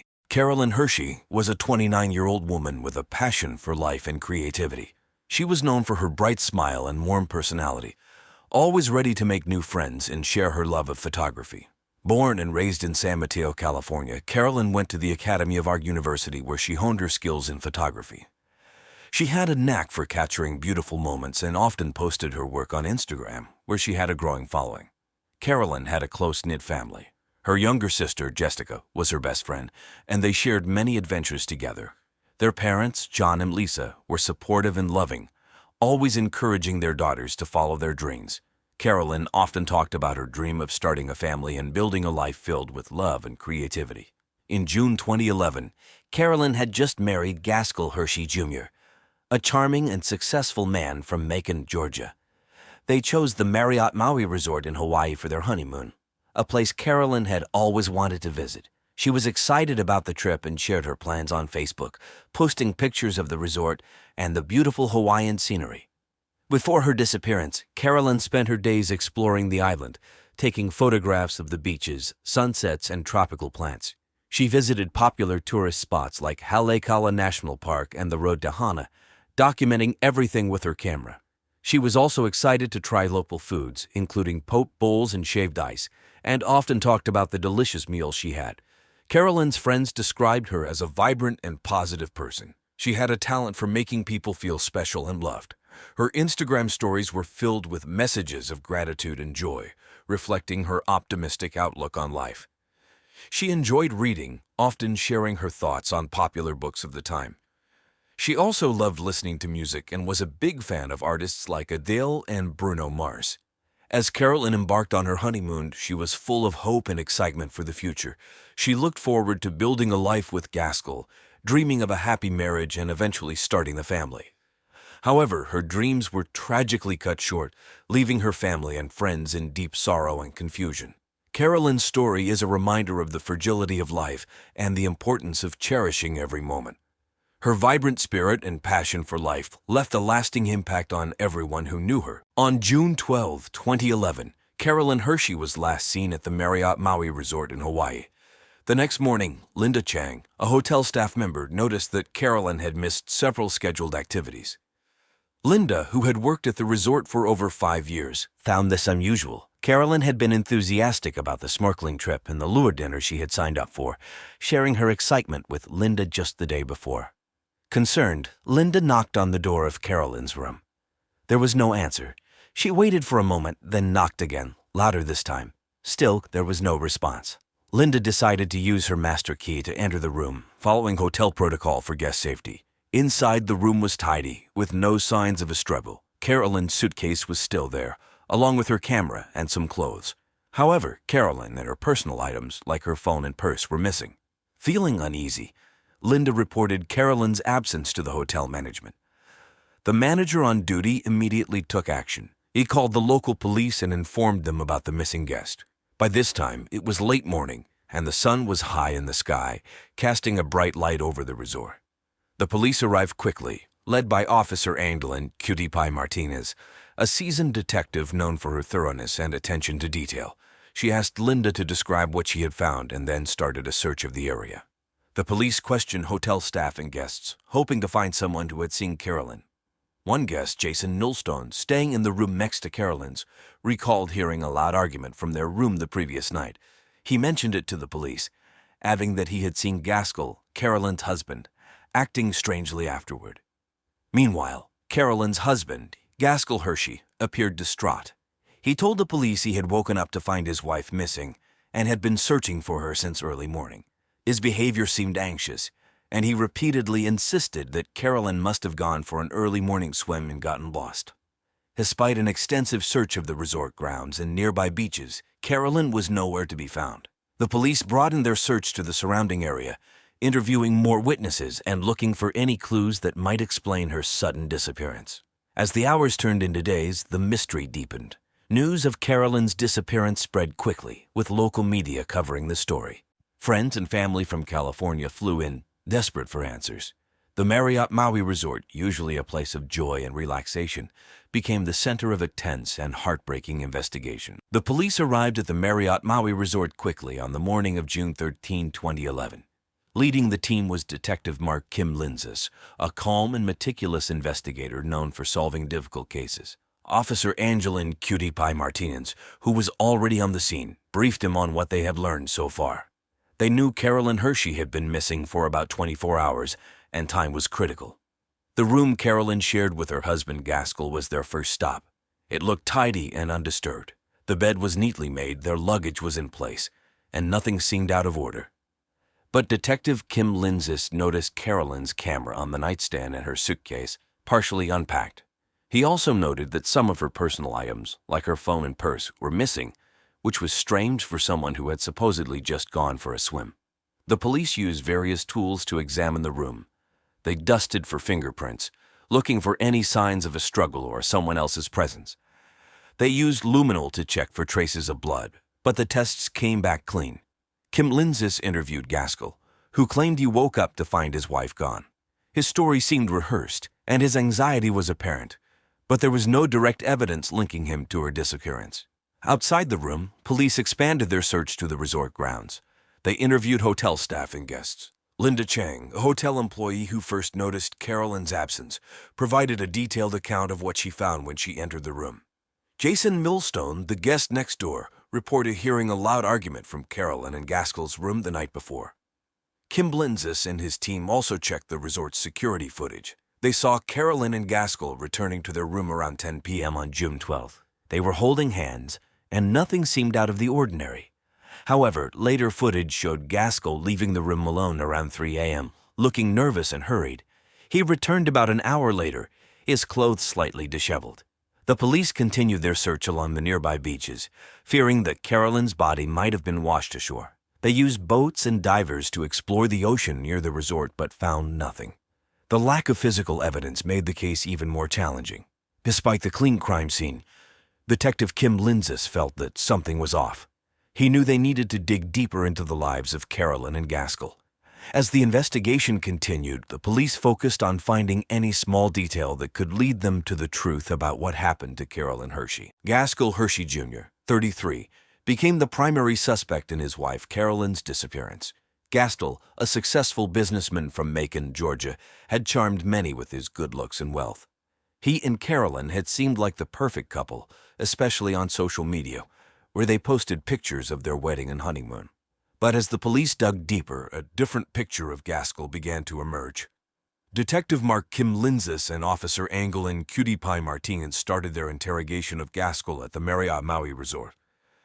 Initially, Gaskell appeared calm and cooperative, insisting he had no idea what had happened to his wife.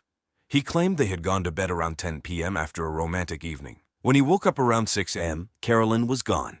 He assumed she had gone for an early morning swim, something she loved to do. As the questioning continued, Gaskell's composure began to crack. Detective Kim Linzis asked about their relationship, and Gaskell's answers became defensive.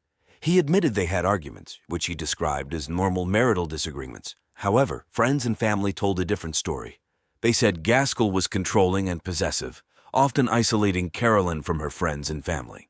Further investigation revealed troubling details. Carolyn's sister, Jessica, shared messages where Carolyn expressed fear and uncertainty about her marriage. She described Gaskell's behavior as increasingly erratic. These messages painted a picture of a relationship in turmoil, contrasting sharply with the happy images they projected online. The police also learned about Gaskell's financial troubles. Despite his appearance of wealth, he had significant debts. His business was struggling, and he had taken out several large loans. This raised the possibility that Gaskell had a motive to harm Carolyn, perhaps to gain access to her life insurance or to cover up his financial problems. Detective Kim Linzis asked Gaskell about the security footage showing him leaving the room at 3 a.m. Gaskell stammered, claiming he went for a walk because he couldn't sleep. His story seemed inconsistent, and his nervous demeanor raised more red flags. Despite his increasingly evasive answers, Gaskell stuck to his story.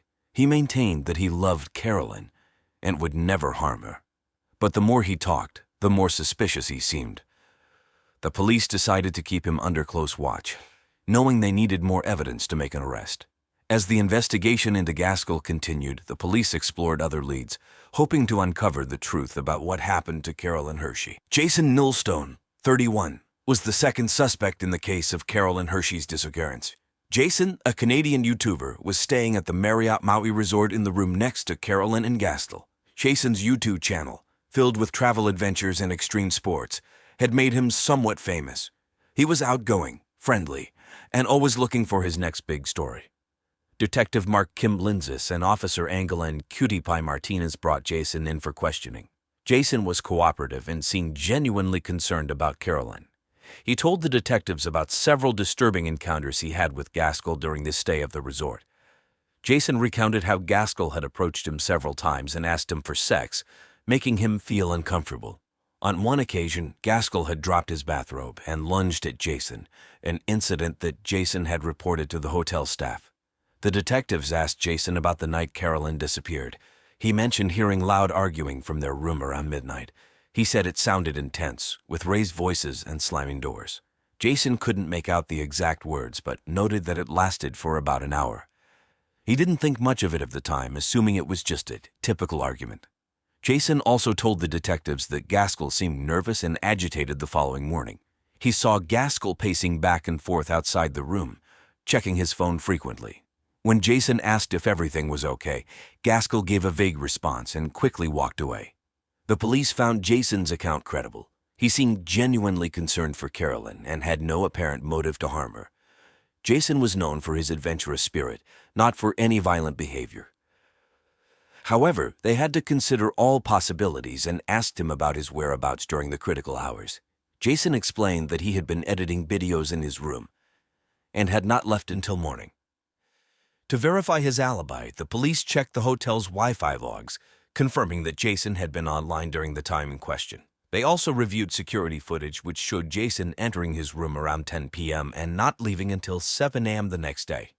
Despite Jason's disturbing encounters with Gaskell, there was no direct evidence linking him to Carolyn's disappearance.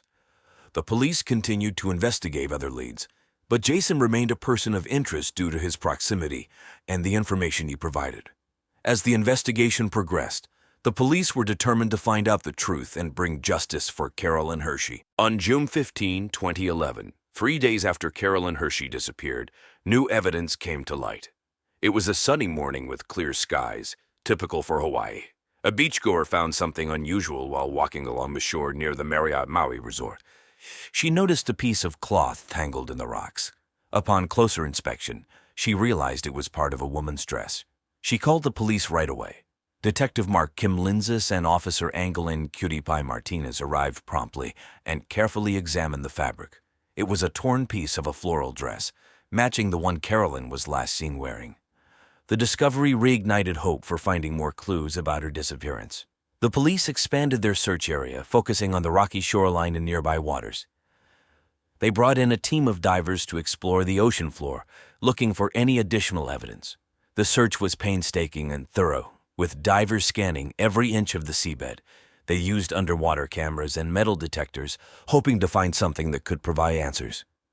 Meanwhile, on the shore, forensic experts analyzed the torn dress piece. They carefully bagged and labeled it, noting its exact location. They checked for any bloodstains, fibers, or other traces that could offer more information. The cloth was sent to the lab for further analysis, including tests for DNA and any potential chemical residues.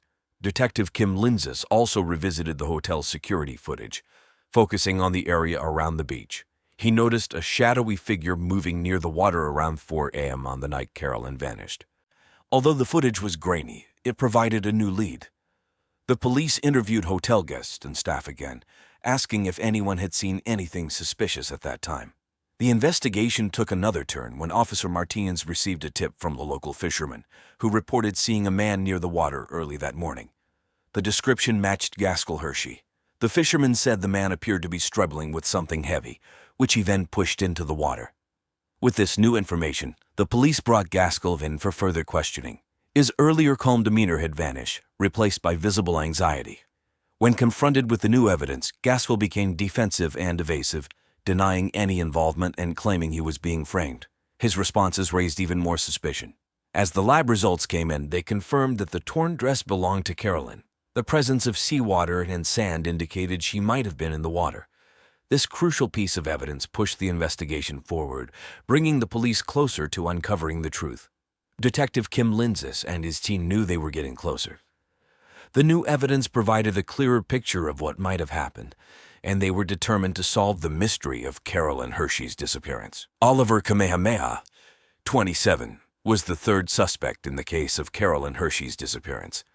Oliver was a busboy at the Marriott Maui Resort, known for his quiet and introverted nature.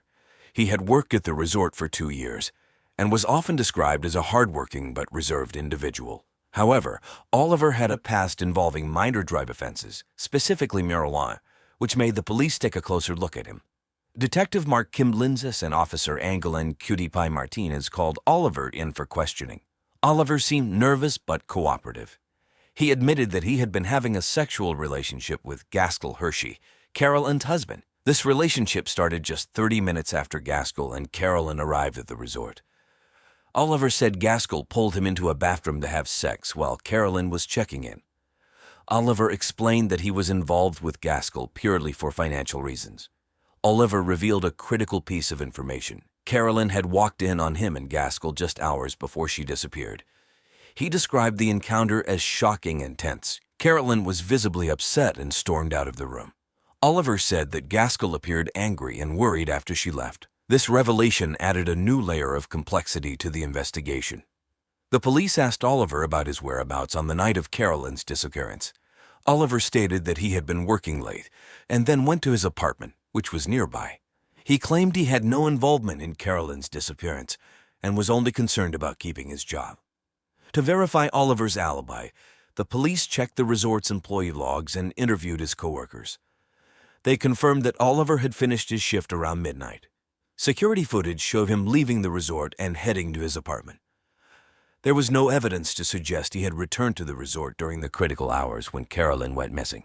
Despite Oliver's troubling relationship with Gaskell, the police found no direct evidence linking him to Carolyn's disappearance.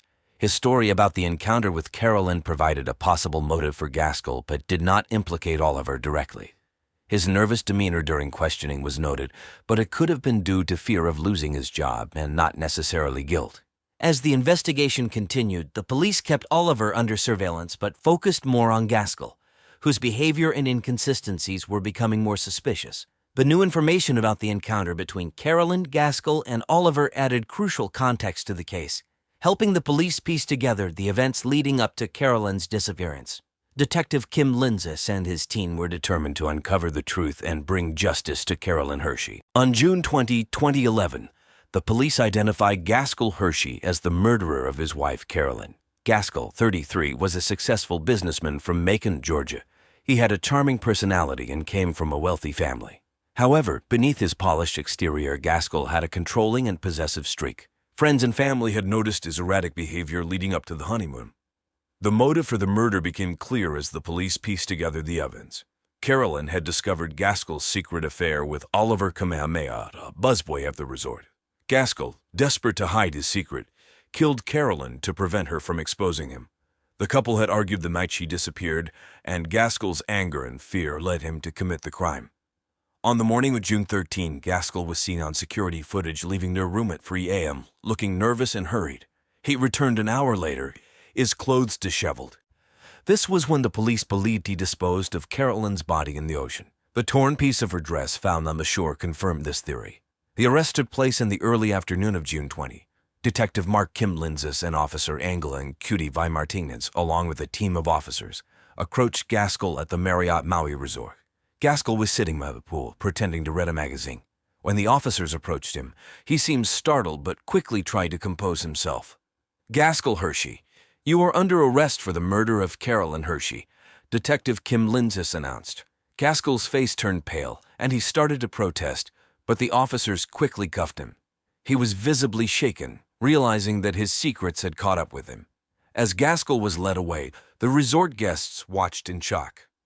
News of the arrest spread quickly. Carolyn's family, who had been waiting anxiously for any news, were both relieved and devastated. Jessica, Carolyn's sister, broke down in tears upon hearing that her sister's murderer had been caught. The family had suspected Gaskell but hoped they were wrong. The arrest brought a mix of emotions to Carolyn's friends and family. They were glad that justice was being served, but heartbroken over the loss of Carolyn. The case had attracted national attention, with major news outlets like CNN and the New York Times covering the story. People across the country were shocked by the tragic end of what had seemed like a fairy tale romance. With Gaskell in custody, the police prepared to bring the case to trial, hoping to ensure that Carolyn's murderer would be held accountable for his actions. The trial of Gaskell Hershey began on October 10, 2011. The courtroom was packed with reporters, family members, and curious onlookers. The case had drawn national attention, with news outlets covering every detail. The prosecution was led by Amanda Casatoco, a 45-year-old seasoned prosecutor known for her tough but fair approach. Casatoco presented a strong case, detailing the events leading up to Carolyn's disappearance and the evidence pointing to Gaskell. Casatoco argued that Gaskell had a clear motive to kill his wife. She explained how Carolyn had discovered his affair with Oliver Kamehameha and threatened to expose him. Casatoco showed the security footage of Gaskell leaving his room at 3 a.m. and returning an hour later looking disheveled. She also presented the torn piece of Carolyn's dress found on the shore, which matched the dress she was last seen wearing. The defense was led by Thomas Benihana, a 50-year-old defense attorney known for his smooth-talking and persuasive arguments.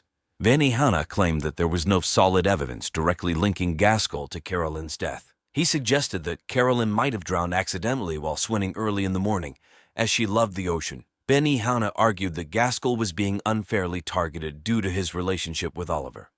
The trial lasted 3 weeks, with emotional testimonies from Carolyn's family and friends. Jessica Hershey, Carolyn's sister, gave a tearful statement about her sister's fears and concerns regarding her marriage to Gaskell. The jury was visibly moved by her testimony, and it added a personal touch to the prosecution's case. On November 1, 2011, the jury reached a verdict. Gaskell Hershey was found guilty of first-degree murder. The courtroom erupted in a mix of relief and sorrow. Carolyn's family hugged each other, crying tears of both joy and sadness. They had finally received justice for Carolyn, but the pain of losing her remained. The judge sentenced Gaskell to life in prison without the possibility of parole. Gaskell showed little emotion as the sentence was read, staring blankly ahead. His defense team announced plans to appeal the verdict, but the overwhelming evidence made it unlikely that the decision would be overturned. The sentencing brought a sense of closure to Carolyn's family and friends. While they still mourned her loss, they were grateful that her killer was being held accountable. The trial had been a painful but necessary step in their journey to heal and move forward. The case of Carolyn Hershey remained in the public eye for months, a tragic reminder of how secrets and lies can destroy lives. After the trial, life slowly began to return to normal for those involved, but the impact of Carolyn Hershey's murder lingered. Gaskell Hershey started his life sentence at the maximum security prison in Honolulu.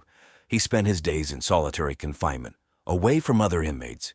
His appeals were quickly dismissed, and he became a forgotten figure, his once charming personality now a distant memory. Detective Mark Kim Linzis and Officer Angle and Cutie Pie Martinez received commendations for their work on the case. Their dedication and thorough investigation were crucial in bringing Gaskell to justice. Kim Linzis continued his work with the Maui Police Department, becoming a mentor to younger officers. Martinez, inspired by the case, pursued a degree in forensic science to further her career in law enforcement. Oliver Kamehameha, the buzzboy involved with Gaskell, faced a challenging aftermath. Although he was not charged with any crime, the media attention made it difficult for him to find work. He eventually moved to the mainland and changed his name, trying to leave the past behind. He found solace in working with a local charity that helped troubled youth, hoping to make a positive difference in their lives. Jason Millstone, the Canadian YouTuber who had reported Gaskell's disturbing behavior, returned to his travels. He posted a video on his channel about the experience, emphasizing the importance of speaking up when witnessing suspicious activities. His followers grew in number, appreciating his bravery and commitment to truth. The Marriott Maui Resort also felt the impact of the crime. The management implemented stricter security measures and offered counseling services to staff affected by the incident. They worked to restore the resort's reputation, ensuring the guests felt safe and secure. In the end, while justice was served, the shadow of Carolyn's tragic death affected everyone involved. Her memory lived on through the efforts of her loved ones, and her story became a reminder of the importance of vigilance and the impact of secrets. This is the story of Adam Johnson, a loving husband and father whose life was tragically cut short in a deadly love triangle. Adam Johnson was a 29-year-old man who lived in Alpharetta, Georgia, with his wife Rebecca and their twin boys Modelo and Reno. Adam was an architect who loved designing buildings that were good for the environment. He wanted to help the planet by creating homes and offices that used less energy and were made from sustainable materials. Adam went to Georgia Tech and graduated with a degree in architecture. He was very proud of his education and often talked about how much he learned there. Adam was working on his first major project when he died. This project was very important to him because he believed it would help make the community a better place to live. Adam's dream was to create beautiful buildings that would last a long time and not harm the environment. He wanted his children to grow up in a world where they could enjoy clean air and natural beauty. He often told his friends about his plans and hopes for the future, sharing his vision of a better world. In the days before his death, Adam was very busy but also very excited. He was working late nights and early mornings to make sure his project was perfect. He often talked to his colleagues about new ideas and ways to improve his designs. He even stayed up late reading the latest architecture magazines to stay informed about new trends and technologies. Adam lived in a nice neighborhood in Alpharetta, where people knew each other and felt safe. He liked to jog in the mornings and was often seen at the local Starbucks, where he would get his favorite drink, a caramel macchiato. He also enjoyed watching football games on TV and was a big fan of the Georgia Bulldogs. Adam's personality and dreams made him a special person. He was loved by many and had big plans for the future. His dedication to his work and his family showed how much he cared about making the world a better place. Adam's tragic death was a shock to everyone who knew him, as it ended the life of a man who had so much more to give. On August 15, 2013, at around 9:00 a.m., the body of Adam Johnson was discovered in his home in Alpharetta, Georgia. The person who found him was his neighbor, Josephus Matthews. Josephus often checked in on the Johnson family because they were good friends and lived next door. That morning, Josephus noticed that the front door of the Johnson house was slightly open, which seemed strange. Feeling uneasy, he decided to go inside and see if everything was okay. As Josephus entered the house, he called out Adam's name, but there was no answer. He walked through the hallway and into the living room, where he made a horrific discovery. Adam was blindfolded and tied to a chair, with multiple stab wounds all over his body. The room was a mess with blood on the floor and walls, indicating a violent struggle had taken place. Josephus was in shock and couldn't believe what he was seeing. His hands shook as he pulled out his phone to call 911. The operator answered, and Josephus tried to stay calm as he described what he had found. His voice trembled, but he managed to give the operator all the necessary details. He said, "I'm at my neighbor's house and he's been stabbed. He's tied to a chair, and there's blood everywhere. Please send help quickly." The police arrived at the scene within minutes. They found Josephus standing in the hallway, visibly shaken. The officers asked Josephus to wait outside while they secured the scene. As they moved through the house, they noted the signs of a struggle and the violent nature of the attack. The paramedics arrived soon after the police and confirmed that Adam was dead. Josephus was asked to give a statement about what he had seen and how he had found Adam. He described how he had entered the house, found the body, and immediately called 911. Josephus was still in shock and had a hard time processing what had happened. He kept repeating, "I can't believe this. Adam was such a good man." The news of Adam's death spread quickly through the neighborhood. People were shocked and saddened to hear that such a kind and caring person had been murdered in such a brutal way. The local news stations like WSB-TV began reporting on the crime, and the community was left in a state of fear and disbelief. The discovery of Adam Johnson's body marked the beginning of a tragic and complex investigation. On the morning of August 15, 2013, the Alpharetta police quickly arrived at the scene where Adam Johnson's body was found. Brother and sister police team officers Clarissa Brown and Dean Davis were among the first responders. They were known for their thoroughness and dedication. Officer Brown, a seasoned detective with a calm demeanor, and Officer Davis, a younger but highly observant officer, were both shocked by the brutality of the scene. The crime scene was in Adam's living room. Blood was splattered across the floor and walls, and it was clear that a violent struggle had taken place. Adam was found blindfolded and tied to a chair with multiple stab wounds. The most severe wound was a single fatal stab to the heart. This indicated that the attack was personal and not a random act of violence. The detectives began their investigation by securing the crime scene and making sure no evidence was disturbed. They used yellow crime scene tape to cordon off the area and started taking photographs of the scene from every angle. They collected samples of the blood found at the scene, hoping to find DNA evidence that could lead them to the killer. Officer Brown noticed a partially burned note in the fireplace. She carefully retrieved it with tweezers and placed it in an evidence bag. The note appeared to be a letter from Adam, expressing his intention to leave his wife Rebecca and take custody of their children. This piece of evidence suggested a possible motive for the crime. The detectives also used luminol to check for any hidden bloodstains. Luminol is a chemical that glows when it comes into contact with blood, even if the blood has been cleaned up. They found more bloodstains leading from the living room to the kitchen, indicating that the struggle might have started there. Officer Davis checked the doors and windows for signs of forced entry, but found none. This suggested that Adam knew his attacker and had let them into the house willingly. The police also dusted for fingerprints and collected any that they found, hoping to match them to a suspect. The police worked tirelessly to gather all possible evidence. They interviewed neighbors, including Josephus Matthews, who had discovered the body. Josephus described Adam as a friendly and caring person who had no known enemies. This made the crime even more puzzling. As the day turned into night, the police continued their investigation, determined to find justice for Adam Johnson. The crime scene was gruesome, and the detectives knew they had a tough case ahead. They hoped the evidence they gathered would lead them to the person responsible for this horrific crime. Rebecca Johnson, Adam's 27-year-old wife, was the first suspect in the investigation.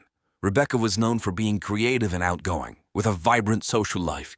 However, her relationship with Adam had been strained for some time. Friends and family mentioned that she seemed unhappy and distant, and rumors about her having an affair were common. Rebecca was a part-time artist who enjoyed painting and attending local art events. Raised Methodist, she was also recently involved with a group called Zen and Philosophy. This group claimed to be a spiritual community, with its teachings based on the 1999 Disney Channel original movies and a girl of the 21st century. Others simply called it a cult. Well, we'll let you decide. Hello, I am Maureen Zaftrapines, agent of Lady Zinnan Carr. Today I invite you to explore Xenon philosophy, a futuristic vision and a prophecy of humanity's evolution towards cosmic enlightenment. Through chanting of Lord Proto-Zoo's sacred lyrics, we attune our souls to the cosmic frequencies, preparing ourselves for the journey towards higher realms of existence. Our sacred branding of the letter Z symbolizes our commitment to Xenon philosophy as we embark on the path of spiritual enlightenment. We are not just individuals, but a cosmic community united by our shared vision. As we journey towards the stars, let us embrace the teachings of the Xenon philosophy, for within its wisdom lies the key to unlocking the mysteries of the universe and the boundless potential of our souls. May the light of Lady Xenon guide us on our cosmic voyage. Cetus Lupitus. Anyway, Rebecca's sudden interest in Zen and philosophy worried her friends and family. They felt she was becoming more withdrawn and influenced by the group's teachings. When the police questioned Rebecca, she appeared anxious and evasive. She admitted that her marriage to Adam was troubled and confessed to having an affair with Jimmy Lewis Carter, a 23-year-old ex-football player at Georgia Tech. Rebecca explained that she met Jimmy through Zen and philosophy and that they had become close. She bluntly said Jimmy was much better in bed than her husband. Despite this admission, Rebecca denied any involvement in Adam's murder.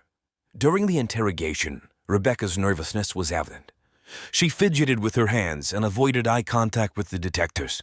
Officer Brown asked Rebecca about the night of the murder, but her answers were vague and inconsistent. Rebecca claimed she was at home alone, which the police found suspicious given the nature of her relationship with Adam. The detectives also questioned Rebecca about the partially burned note found in the fireplace. The note indicated that Adam planned to leave her and take their children, Modelo and Reno. When asked about this, Rebecca became visibly upset and started to cry. She insisted that she did not know about Adam's plans and that she would never harm him. The police searched Rebecca's phone and computer, looking for any clues. They found numerous text messages between her and Jimmy, discussing their relationship and their dissatisfaction with their current lives. However, there was no direct evidence linking Rebecca to the murder. Rebecca's involvement with Zen and philosophy also raised questions. The group had a reputation for encouraging extreme behavior among its members. The detectives wondered if the group's influence had played a role in Adam's death. They decided to investigate further, looking into the activities and teachings of Xenon philosophy. Despite her nervous demeanor and inconsistent statements, there was not enough concrete evidence to arrest Rebecca at that time. The police continued to investigate other leads and suspects, hoping to find the truth behind Adam Johnson's tragic death. Jimmy Lewis Carter, a 23-year-old ex-football player at Georgia Tech, was the second suspect in Adam Johnson's murder case. Known for his charisma and athleticism, Jimmy had a history of short-term relationships. He was identified as Rebecca Johnson's lover and was the one who introduced her to the Xenon philosophy group. This group, often considered a cult, had a significant influence on both Rebecca and Jimmy. When the police brought Jimmy in for questioning, he appeared calm and confident. His relaxed demeanor contrasted sharply with the serious nature of the investigation. Detective Clarissa Brown and Officer Dean Davis conducted the interview, hoping to learn more about his relationship with Rebecca and his possible involvement in Adam's death. Jimmy was cooperative and answered all the questions without hesitation. He admitted to having an affair with Rebecca and confirmed that they met through Xenon philosophy. Jimmy described Rebecca as someone who was unhappy in her marriage and looking for something more in life. He claimed that their relationship was purely emotional and physical, with no intention of causing harm to anyone.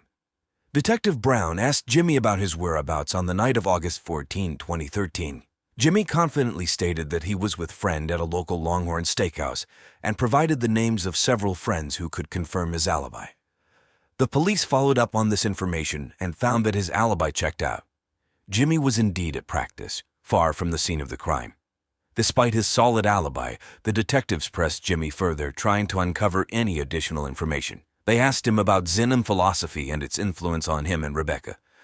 Jimmy explained that Xenon philosophy was about finding inner peace and spiritual enlightenment. He denied that the group had any radical or violent teachings. The detectives also asked Jimmy about the text messages between him and Rebecca. The messages showed their dissatisfaction with their current lives and hinted at plans for the future. Jimmy explained that they were just talking about their dreams and aspirations, not planning anything harmful. Throughout the interrogation, Jimmy remained composed and dismissive of the police's suspicions. He showed no signs of guilt or nervousness, which made the detectives wonder if he was telling the truth or just a very good liar. However, without concrete evidence linking him to the crime, they had no choice but to let him go. As Jimmy left the police station, the detectives continued to feel uneasy. His confidence and cooperation were unusual for someone under suspicion of such a serious crime. While they could not detain him, Jimmy remained a person of interest in the investigation. The police continued to gather evidence, hoping to find the truth behind Adam Johnson's tragic death. On August 20, 2013, 5 days after Adam Johnson's body was found, the Alpharetta police received a crucial tip. It was a hot, humid afternoon when a local resident called the station. She had found something suspicious while walking her dog, Michael Cartino Winchester, in a nearby park. The park was a popular spot in Alpharetta, known for its scenic trails and family-friendly atmosphere. Emma described finding a bloody knife hidden under some bushes near the edge of the park. The knife seemed out of place, and she immediately thought it might be connected to Adam's murder. Officer Dean Davis and Detective Clarissa Brown rushed to the park to investigate the tip. They arrived at the scene and carefully retrieved the knife, placing it in an evidence bag to avoid contamination. Back at the police station, forensic experts examined the knife. They discovered traces of Adam's blood on the blade and a partial fingerprint on the handle. The fingerprint was sent to the lab for analysis. The detectives hoped it would match someone in their database or one of their suspects. The discovery of the knife was a significant breakthrough in the case. The police felt a renewed sense of urgency as they waited for the lab results. 2 days later, on August 22, the lab results came back. The fingerprint on the knife matched Karen Blanchard, Rebecca Johnson's best friend, and a member of Xenon philosophy. Karen was known for her aggressive behavior and strong loyalty to Rebecca. The police immediately brought her in for questioning. The discovery of the knife and the fingerprint evidence put Karen under intense scrutiny. The police believed they were closer to solving the case, but they needed more information to piece everything together. They continued to investigate Karen's involvement, hoping to uncover the full truth behind Adam Johnson's murder. Karen Blanchard, Rebecca Johnson's best friend, became a primary suspect after her fingerprint was found on the knife used to kill Adam Johnson. Karen, a 28-year-old with a history of aggressive behavior, was fiercely protective of Rebecca.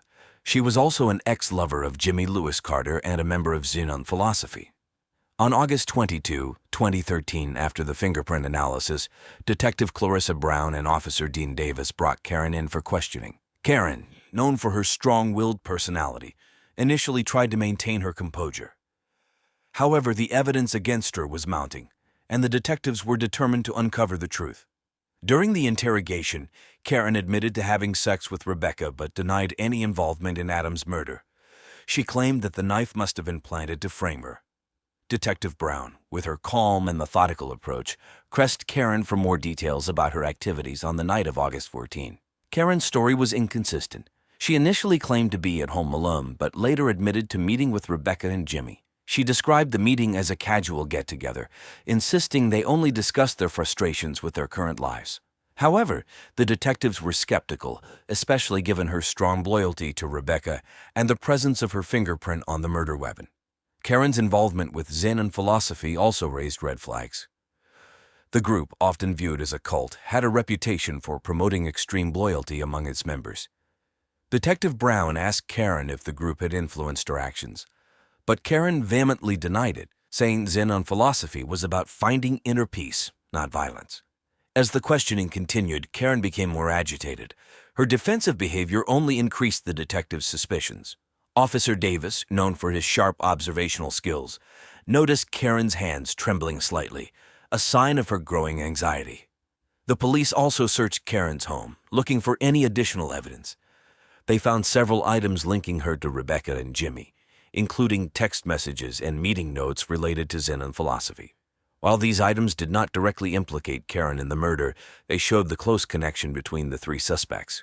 Despite Karen's denials, the evidence against her was compelling. The fingerprint on the knife, her inconsistent alibi, and her aggressive loyalty to Rebecca all pointed to her potential involvement in Adam's death. The detectives believed Karen knew more than she was willing to admit and continued to apply pressure, hoping she would crack under the weight of the evidence. The investigation into Karen Blanchard was a crucial step in solving the case.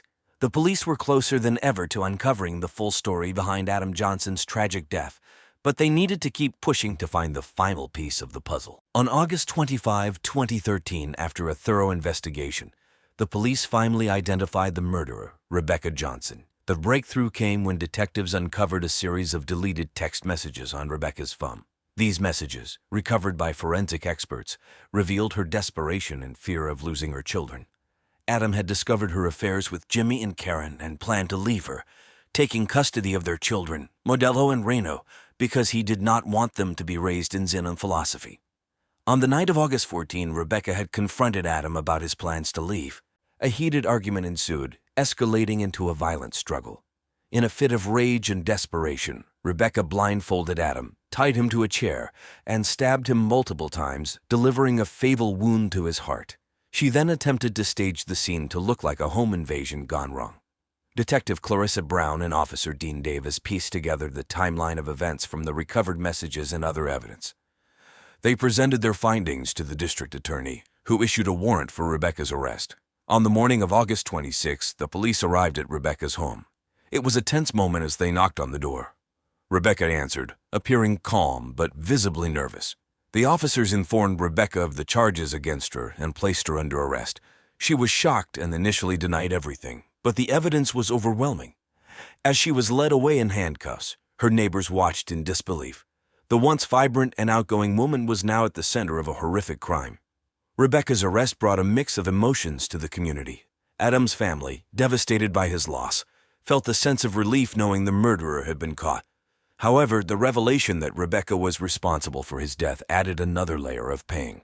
Rebecca's children, Modelo and Reno, were taken into the care of Adam's parents. The community rallied around the family, offering support during this difficult time. The local news stations covered the arrest, highlighting the tragic turn of events. The investigation had been long and complex, but the dedication of Detective Brown, Officer Davis, and their colleagues ensured that justice was served.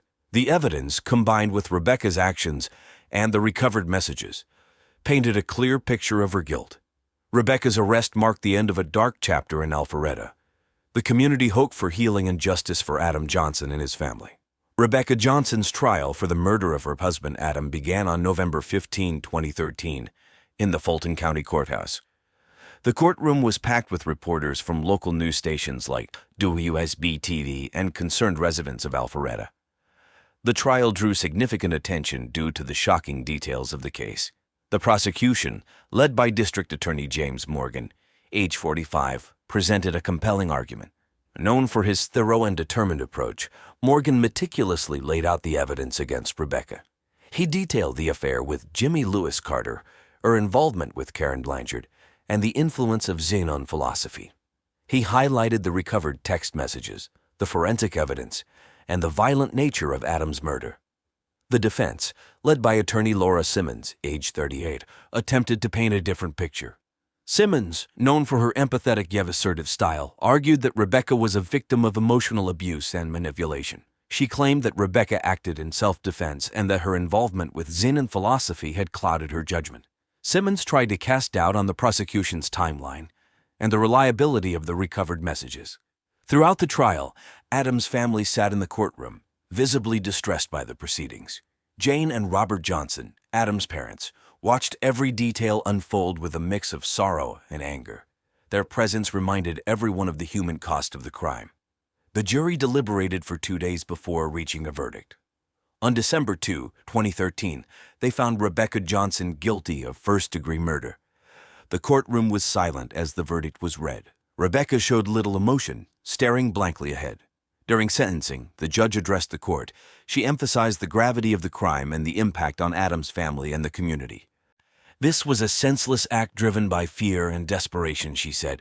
Rebecca was sentenced to life in prison without the possibility of parole. Rebecca's conviction and sentencing were seen as a fair resolution by most, though some felt sympathy for her, considering the emotional turmoil she had been experiencing. The trial's outcome provided a measure of justice for Adam Johnson and his family, allowing them to begin the long process of healing. After Rebecca Johnson was sentenced to life in prison without parole, the lives of those involved in the case changed drastically. Adam Johnson's family, still grappling with their loss, tried to find a new sense of normalcy. Jane and Robert Johnson, Adam's parents, took in their grandchildren, Modelo and Reno. The children, now under their grandparents' care, slowly adjusted to their new life. The Johnsons received overwhelming support from the Alpharetta community. Local groups and neighbors organized fundraisers and events to help the family. Rebecca's incarceration left a void in the lives of her children. Despite the severity of her crime, they were allowed occasional supervised visits to the prison, arranged by Child Welfare Services. These visits were emotionally challenging, as the children struggled to understand why their mother was behind bars. Jane and Robert Johnson did their best to provide a stable, loving environment for Modelo and Reno, shielding them from the media frenzy surrounding the case. Jimmy Lewis Carter, Rebecca's lover and a central figure in the investigation, faced his own set of challenges. The media attention affected his football career at Georgia Tech. Although he was not charged with any crime, his involvement with Rebecca and Zinn on philosophy raised questions about his character. Jimmy decided to leave Georgia Tech and transferred to a smaller university to escape the scrutiny and rebuild his life. Karen Blanchard, Rebecca's best friend, also faced public backlash. Her aggressive defense of Rebecca and her involvement in the Zinn on philosophy group made her a controversial figure. After the trial, Karen distanced herself from the group and sought therapy to deal with the emotional fallout. She moved to a different state, hoping for a fresh start away from the memories of the case.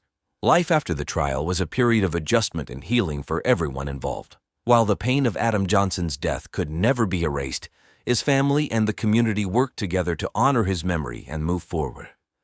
The story of Adam Johnson and the tragic events of August 2013 left an indelible stain on Alpharetta, reminding all of the importance of justice and community support in the face of tragedy. J.C. Harris was a 45-year-old man who lived in Albany, New York. He worked as an employee for the New York state government. J.C. was known for his friendly personality and his strong dedication to his family. People at work liked him because he was dependable and hardworking. He often helped others and was very active in his community. J.C.'s life was not without its challenges. He was blind, having lost his sight in his early 20s due to retinitis pigmentosa, a genetic disorder that affects the retina. Despite this, J.C. never let his blindness hold him back. He learned to navigate the world with the help of a cane and was highly independent. He yearned to be an example to others that a disability should not hold you back. J.C. lived with his wife, Jessica Turner Harris. They had been married for over 15 years. Jessica was a successful wedding planner who often organized community events. They had one son, Pikachu, age 10, and were going through IVF to have another. JC loved spending time with his family. He often took them to Washington Park and the Albany Pine Bush Preserve for picnics and nature walks. In the days before his death, Rishi was excited about a new project at work. He had just received a promotion and was looking forward to starting his new role. He was also planning a family vacation to Disney World in Florida. JC had bought new luggage from Macy's and was talking about the trip with his family. He loved spending time with his son and wanted to create lasting memories with them. In October 2014, JC's life seemed perfect. He had a loving family, a successful career, and plans for an exciting future. But behind the happy facade, trouble was brewing. JC was unaware of the dark secrets and hidden tensions that would soon turn his world upside down. His life, filled with hope and dreams, would be tragically cut short in a violent and shocking way. On October 14, 2014, it was a chilly Tuesday morning in Albany, New York. At around 8:30 a.m., Kevin Brown, a co-worker of J.C. Harris, arrived at the New York State Office building. Kevin had come in early to discuss a project with J.C. They had been working together on a new initiative for the state government. Kevin noticed that J.C.'s office door was slightly open, which was unusual for him. Kevin knocked on the door but got no response. Feeling uneasy, he pushed the door open and was immediately struck by a gruesome sight. J.C. was lying on the floor, surrounded by a pool of blood. His body was covered with stab wounds, and his eyes were gouged out. A bloody letter opener was lying next to him. The scene was horrifying and grotesque, unlike anything Kevin had ever seen. Kevin felt a wave of panic and fear. His hands trembled as he reached for his phone to call 911. His voice was shaky as he explained to the operator what he had found. Kevin was scared and could barely believe what he was seeing. He knew he had to stay calm and give the police all the information they needed. Within minutes, the Albany Police Department arrived at the scene. The first officers to arrive quickly secured the area and called for backup. Kevin, still in shock, sat down in a nearby chair as the officers began their investigation. He tried to answer their questions as best as he could, but his mind was racing. He couldn't understand who would do such a terrible thing to JC, who was well-liked by everyone. News of the murder quickly spread through the office and the local community. People were shocked and saddened by the loss of JC, a man who had touched many lives with his kindness and dedication. The Albany Times-Union reported on the murder, and the story was also covered by local TV stations. JC's death left a deep impact on everyone who knew him. The violent and sudden nature of his murder shook the community, and people began to wonder who could have committed such a horrible crime. On October 14, 2014, the Albany Police Department responded quickly to the 911 call about J.C. Harrison murder. Patrol officers were the first to arrive at the New York State Office building where J.C.'s body was found. They secured the area to ensure no evidence would be disturbed. They called for backup immediately. Detective Natalie Lawson and Detective Paul Johnson arrived soon after.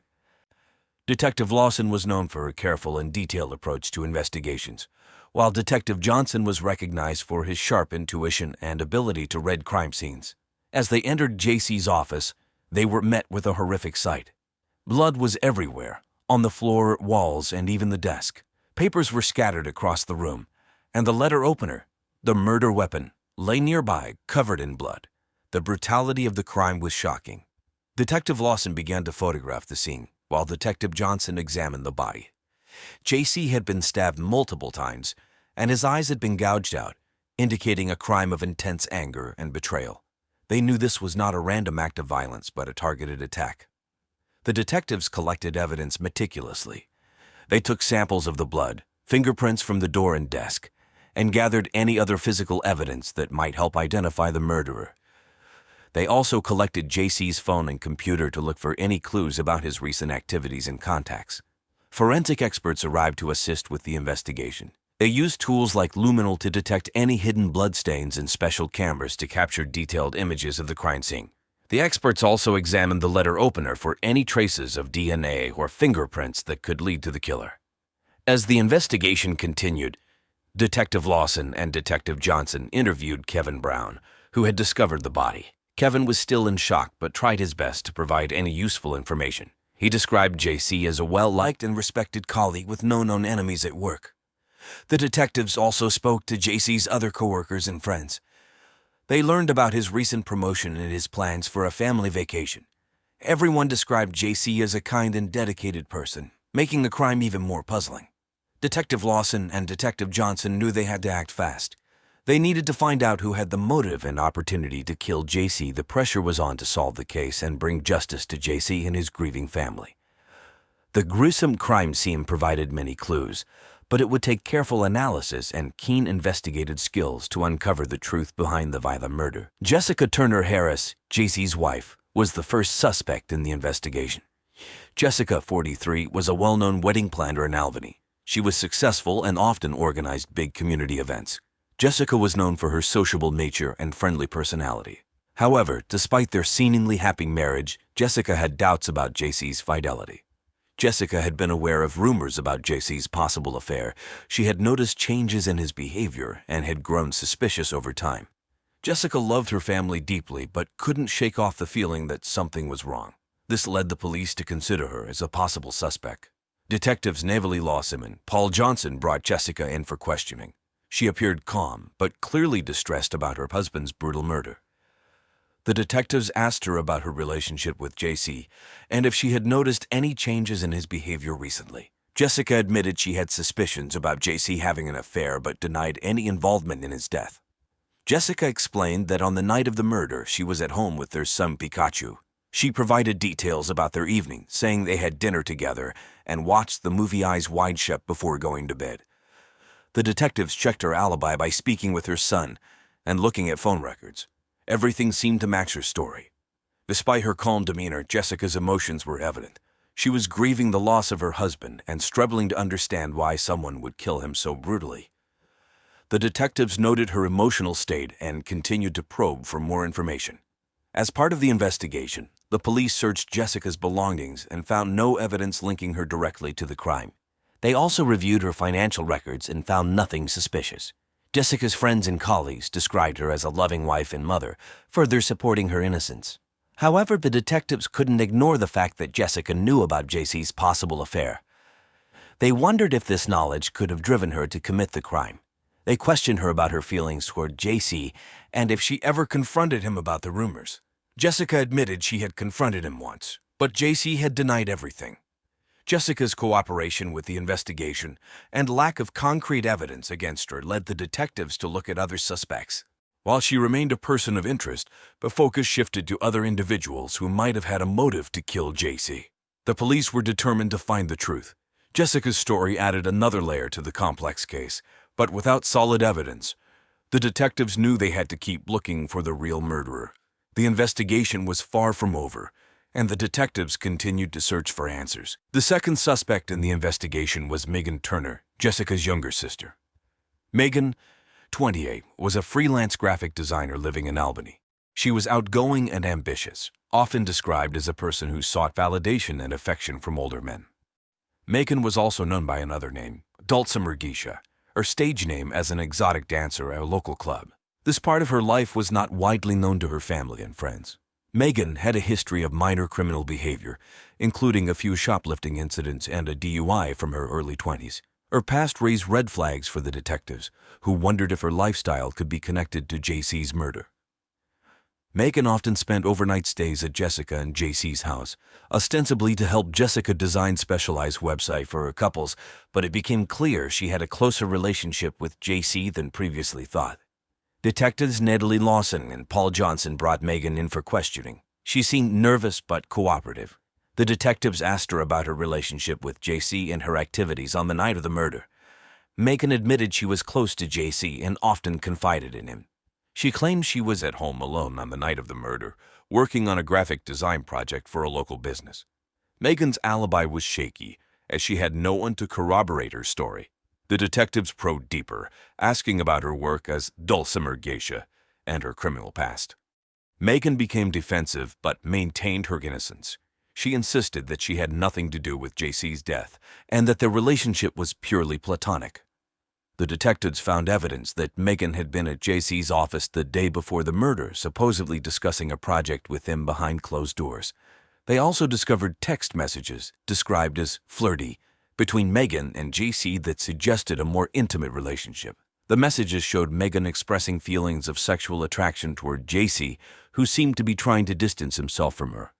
Despite the evidence pointing to a possible motive, Megan continued to deny any involvement. She admitted to feeling hurt by JC's attempts to end their relationship, but claimed she would never harm him. The detectives noted her emotional responses and erratic behavior during the interrogation. The police searched Megan's apartment and found items linking her to her stage persona, but nothing directly connecting her to the murder. They continued to gather evidence and interview people who knew Megan, including colleagues at the graphic design firm and the club where she performed.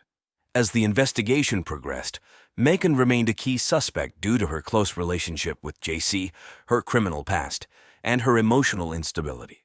However, without concrete evidence, the detectives knew they needed to keep digging. The truth behind JC's murder was still elusive, and the investigation was far from over. The third suspect in the investigation was Kevin Brown, a co-worker of JC Harris. Kevin, 40, worked in the same New York State office as JC. He was known to have a short temper and had made several complaints about JC's work style and methods. Kevin had been passed over for a promotion that JC received, causing tension between the two. Even more suspicious, Kevin was the one who discovered JC's body and the person to see him last before he died. Detectives Neville Lawson and Paul Johnson brought Kevin in for questioning. Kevin, who was tall with a gruff demeanor, seemed defensive from the start. The detectives asked him about his relationship with JC and his feelings about not getting the promotion. Kevin admitted he was frustrated but claimed he had no reason to harm JC. Kevin said that on the night of the murder, he was at home watching a football game between the New York Giants and the Philadelphia Eagles. He provided the names of friends who could confirm his alibi. The detectives checked with Kevin's friends, who confirmed his story. However, the detectives were not convinced and decided to dig deeper. Kevin had a history of workplace conflicts. He had been involved in several arguments with other coworkers and had even received a warning for his behavior. The detectives wondered if his anger toward JC could have escalated to violence. They looked into Kevin's past and found a history of minor offenses, including a bar fight from a few years ago. The police searched Kevin's apartment for any evidence that might link him to the murder. They found several knives, but none matched the letter opener used in the crime. They also examined his computer and phone records. Kevin had sent a few angry emails to JC in the past, but nothing that indicated a direct threat. During the interrogation, Kevin's responses were terse and defensive. He denied any involvement in JC's murder and insisted he had moved on from the promotion incident.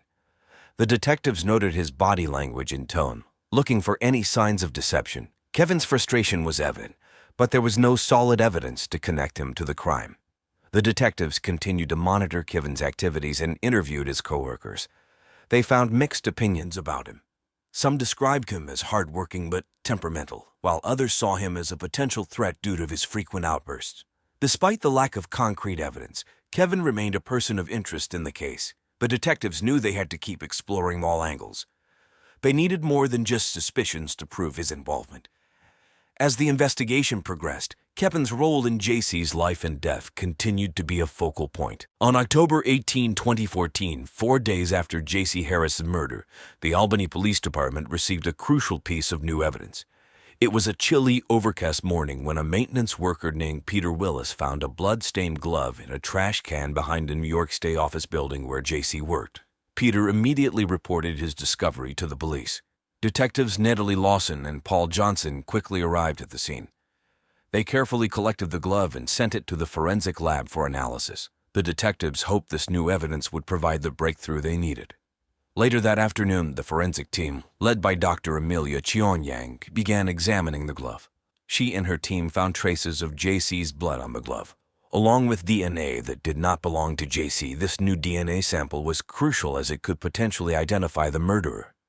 Meanwhile, the detectives revisited the crime scene to search for any other overlooked evidence.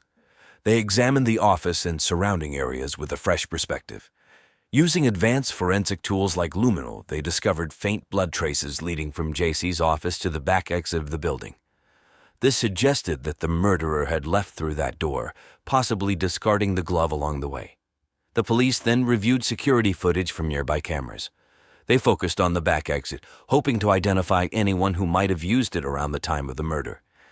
After hours of watching the footage, they spotted a shadowy figure leaving the building late at night, wearing a hoodie and gloves. Although the footage was grainy, it provided a possible lead. Back at the lab, Dr. Cheong Yang compared the DNA from the glove to the samples they had from the suspects. The results came back quickly, matching Megan Turner's DNA. This was a significant breakthrough. Megan had already been a key suspect due to her close relationship with JC and her emotional instability. Detectives Lawson and Johnson decided to bring Megan in for further questioning. They confronted her with the new evidence. Megan initially denied any involvement, but as the detectives presented the DNA match, her composure began to crack. She admitted to being at the office that night but claimed she had no memory of committing the murder. Her erratic behavior and conflicting statements made the detectives even more suspicious. The new evidence shifted the focus of the investigation sharply toward Megan. The glove, the DNA match, and her proximity to JC on the night of the murder all pointed to her involvement. The detectives knew they were getting closer to solving the case, but they needed more information to secure a conviction. With the new evidence in hand, the police intensified their investigation. Determined to uncover the full truth behind J.C. Harris's tragic death, the community awaited answers as the detectives worked tirelessly to piece together the final parts of the puzzle. On October 22, 2014, Albany police made a significant breakthrough in the murder case of J.C. Harris. Megan Turner, 28, was officially identified as the murderer. The arrest followed crucial evidence linking Megan to the crime, including a DNA match from a blood-stained glove found near the scene. Megan was a freelance graphic designer and also worked as an exotic dancer under the name Dulcimer Geisha.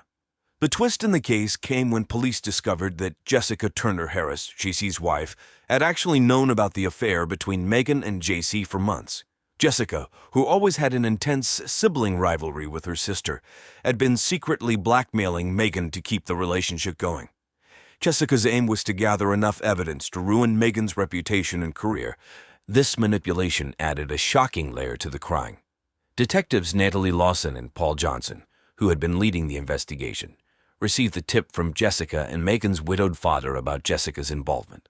They learned that Jessica, who had always been jealous of Megan's good looks, had been using her knowledge of the affair to coerce Megan into keeping the relationship alive. This revelation was confirmed by Jessica's text messages and emails, which showed she was actively blackmailing Megan with sexually explicit pictures of her and JC. On the day of Megan's arrest, the weather in Albany was cool and overcast. Detectives Lawson and Johnson arrived at Megan's apartment, which was located in a modest area near Washington Park. Megan was at home, preparing for her evening shift at the club where she performed as Dulcimer Geisha.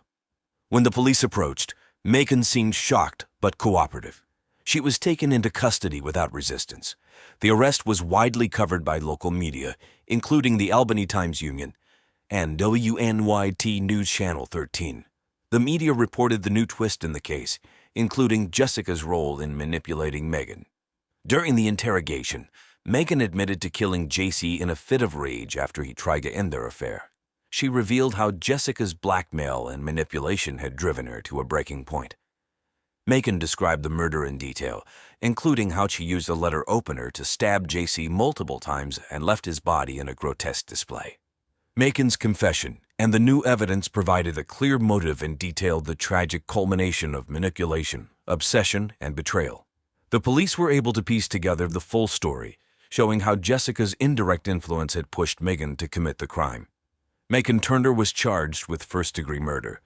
The arrest and the unraveling of the twisted motivations behind the crime brought a new level of understanding to the case. The investigation revealed a complex web of deceit that had led to J.C. Harris's tragic death.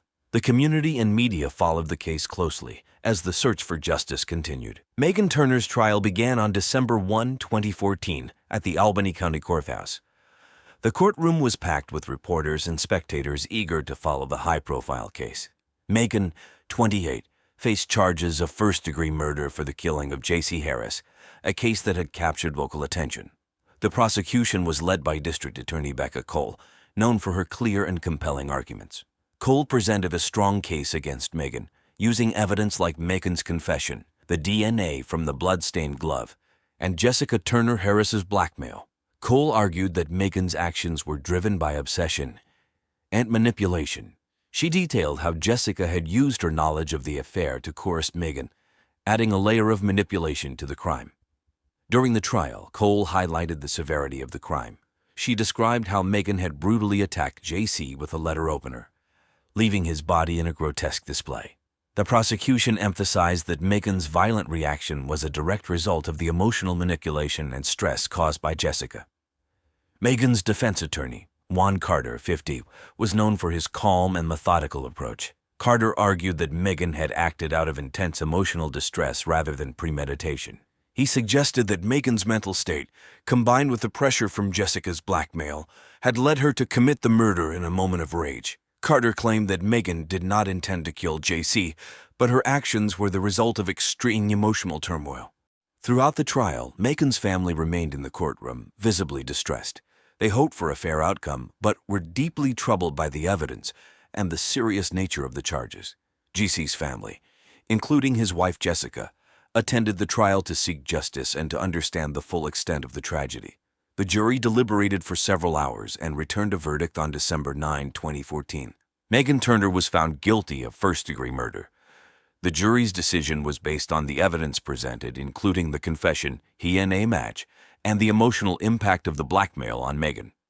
On December 15, 2014, Megan was sentenced to life in prison without the possibility of parole. The judge's decision was met with mixed reactions. Some felt the sentence was justified given the brutality of the crime, while others believed it was a harsh punishment. JC's family and friends felt a sense of closure with the verdict. They could begin to heal from the loss of JC, knowing that justice had been served. The trial had shed light on a tragic story of obsession and manipulation, emphasizing the far-reaching effects of deceit and betrayal. The case was a reminder of the importance of justice and the impact of emotional and psychological manipulation. After Megan Turner's sentencing on December 15, 2014, the lives of everyone involved in the case changed dramatically. Megan, 28, was sentenced to life in prison without the possibility of parole for the murder of JC Harris. Her trial had been widely covered by local media such as the Albany Times-Union and WNYC News Channel 13. In prison, Megan faced a difficult adjustment. Known for her secretive and troubled past, she struggled with the reality of her life sentence. Her family, who had been supportive throughout the trial, found it hard to cope with the outcome. They visited her occasionally but were deeply affected by the nature of her crime. Jessica Turner Harris, JC's wife, continued to deal with the fallout from the case. The revelation of her blackmailing Megan had caused a scandal. Jessica faced public scrutiny and criticism for her role in manipulating Megan. Despite her actions being a significant factor in the case, Jessica remained focused on her family and her work as a wedding planner. She tried to rebuild her life and restore some sense of normalcy for her son, Pikachu. Overall, the murder of JC Harris and Megan Turner's subsequent arrest and trial had far-reaching effects on everyone involved. The case highlighted the tragic consequences of betrayal and manipulation, underscoring the importance of addressing mental health and emotional issues. The community, while moving forward, would always remember the case that shocked Albany and the profound impact it had on their lives. Claire Herskowitz was a 40-year-old woman who lived in Boca Raton, Florida. She was a stay-at-home mom and a part-time internet marketer. Claire was known for her lively personality and strong commitment to her family. She had a husband named David, who was 45, and 2 children, Greed, 12, and Block, 9. Claire was very close to her family and friends and had built a successful career working from home, helping small businesses improve their online presence. She was good at what she did and enjoyed helping others succeed. Her work was featured on local business websites and in the Boca Raton Tribune. Claire's husband, David, owned a fishing tour company. To the outside world, he seemed like a devoted husband and father. However, as we will discover later, David had many secrets. Claire was very active in her community. She volunteered at Greed and Block School, Pinecrest School, and was part of the PTA. She helped organize school events and fundraisers. She also loved to bake and often brought cookies and cakes to school events and community gatherings. In the days before her death, Claire was busy planning a family vacation to Disney World. She was looking forward to spending quality time with her family. Claire also had dreams of expanding her internet marketing business. She was working on a new project for a local restaurant and was excited about the possibilities it brought. Claire's life seemed perfect to many. She had a loving family, a successful career, and was well-liked in her community. However, everything changed in March 2016 when she discovered a dark secret about her husband's double life. This discovery would lead to her tragic and untimely death. On the morning of March 18, 2016, at around 8 o'clock a.m., Mark Stevens, Claire Herskowitz's next-door neighbor, made a shocking discovery. Mark, a retired police officer, was out for his usual morning walk when he noticed something strange at the Herskowitz house. The garage door was partially open, which was unusual for the typically tidy and cautious Claire. Curious and concerned, Mark approached the garage. As he got closer, he saw a pool of blood on the floor. His heart raced as he peered inside. There, lying motionless on the cold concrete, was Claire. She had been brutally attacked, her body covered in blood. Mark's years of police training kicked in. He quickly assessed the scene, noting the tire iron near Claire's body, which was likely the murder weapon. Mark immediately called 911, his voice steady but filled with urgency. He then waited outside the garage to ensure nothing was disturbed, keeping a watchful eye on the scene until the authorities arrived. The sound of sirens filled the air as the Boca Raton Police Department rushed to the scene. The garage was a gruesome sight. Blood splatters covered the floor and walls, evidence of a violent struggle. Claire's body showed signs of a brutal attack, with multiple wounds suggesting she had fought hard against her attacker.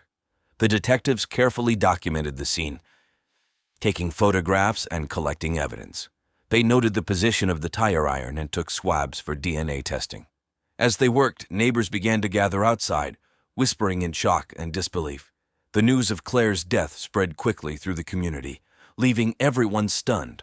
The detectives interviewed Mark Stevens, who described his discovery of the body. His calm and detailed account helped them piece together the initial timeline of the crime.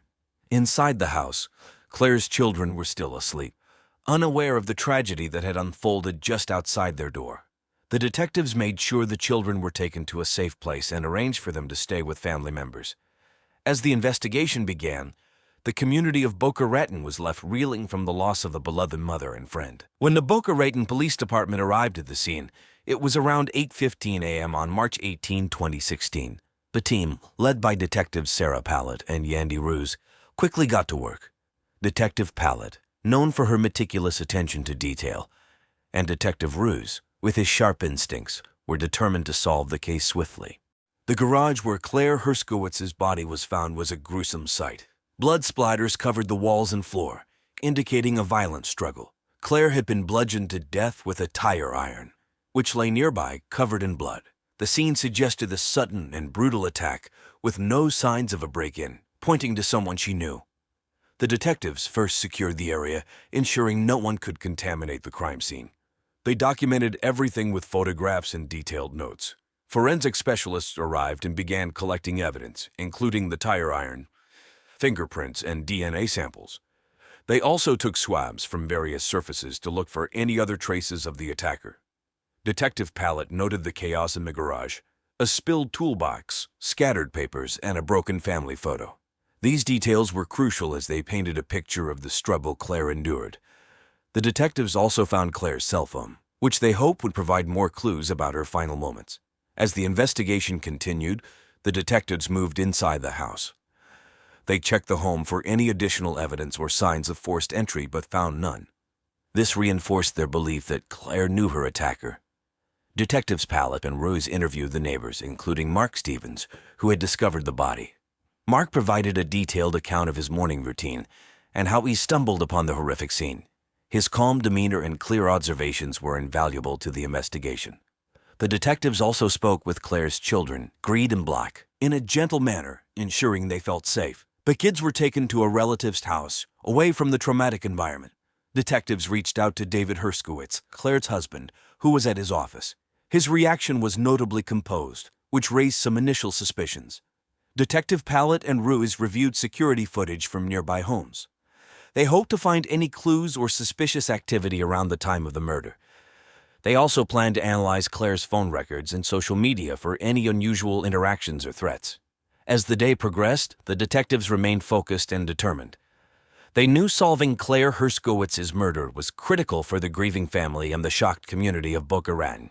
Every piece of evidence, no matter how small, was vital in their quest for justice. The first suspect in Claire Herskowitz's murder was her husband, David Herskowitz. At 45 years old, David owned a fishing tour company in Boca Raton.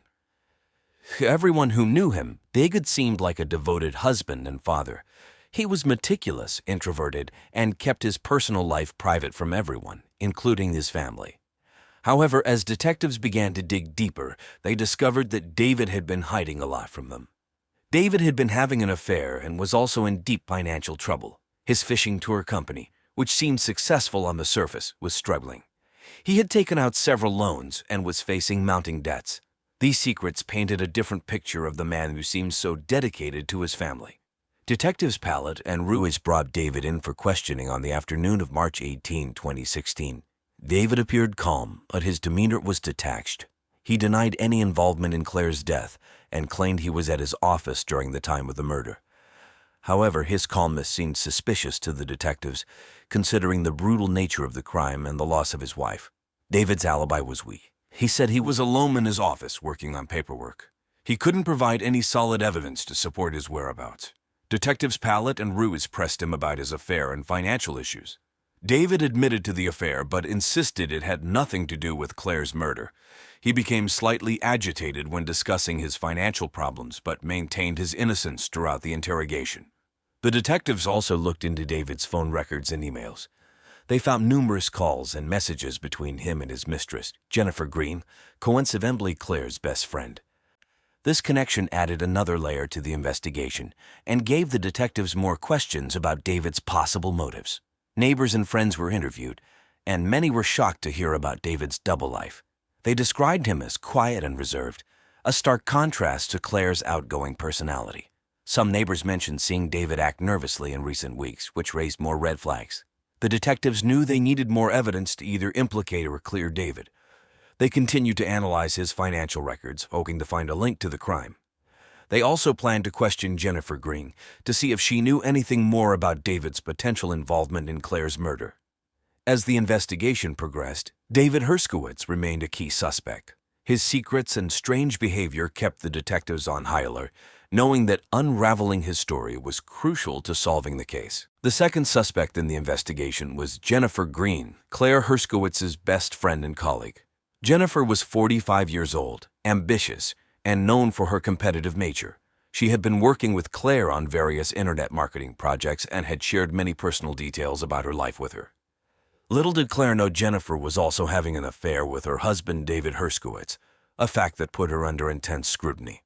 Jennifer and Claire had been close friends for years, sharing not only professional interests but also personal struggles.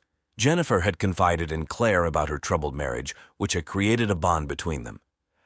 However, the revelation of her affair with David suggested a more complicated relationship, potentially filled with jealousy and rivalry. On March 19, 2016, detectives Pallet and Ruiz brought Jennifer in for questioning. Jennifer was visibly shaken but cooperative. She admitted to the affair with David but claimed she had nothing to do with Claire's murder. She described her relationship with Claire as mostly supportive but acknowledged moments of tension, especially when discussing their respective marriages. Jennifer's motive could stem from several factors. Her affair with David was a significant betrayal of Claire's trust, and if Claire had discovered it, it could have led to intense conflict. Additionally, Jennifer's ambitious nature and desire for success could have led to envy and resentment. During the interrogation, Jennifer was defensive but not overly aggressive. She answered the detectives' questions but was careful with her words. She gloated to police that David had told her he was planning to leave Claire and that their relationship would soon become official. This added another layer to the investigation, as it suggested Jennifer might have felt threatened by Claire's presence in David's life. Detectives Pallet and Ruiz also examined Jennifer's phone records and emails. They found numerous messages between her and David discussing both personal and professional matters. Some messages hinted of their plans for the future, further complicating the case. Friends and colleagues of Jennifer were interviewed, and many expressed shock at her involvement with David. They described Jennifer as driven and focused on her career, but were surprised to learn about the affair. Some mentioned that Jennifer had seemed more stressed and secretive in recent months. The detectives knew that while Jennifer's affair with David was significant, it did not directly link her to Claire's murder. They continued to gather evidence, hoping to uncover more about her role in the events leading up to Claire's death. Jennifer's actions and motives remained a critical piece of the puzzle, keeping her firmly in the spotlight of the investigation. On March 21, 2016, at around 3:00 p.m., the Boca Raton Police Department received a breakthrough in the case. The weather was clear and warm, typical for Florida. Detective Sarah Pallett was at the station when a forensic analyst named Lisa Kiang called with urgent news.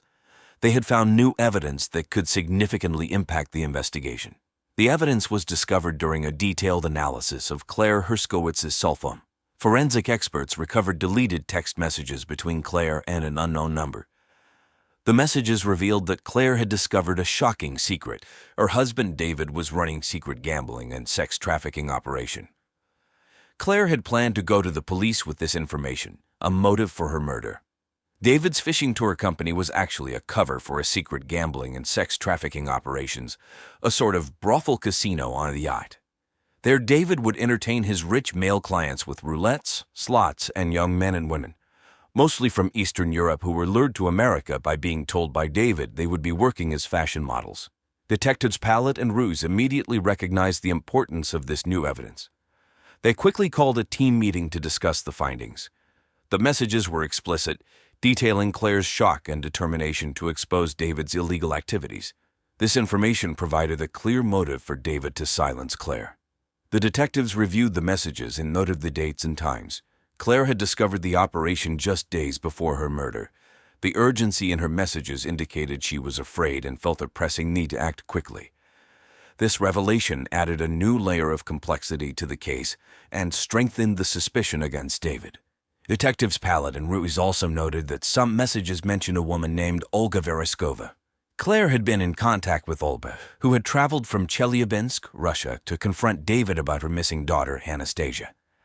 Anastasia had been lured to America with promises of a modeling career but ended up trapped in David's trafficking operation. The police also intensified their efforts to track down David's financial records and communications. They hoped to uncover more evidence that could tie him directly to both the trafficking operation and Claire's murder. The detectives reached out to federal agencies for assistance, knowing the case had now expanded beyond the simple domestic incident.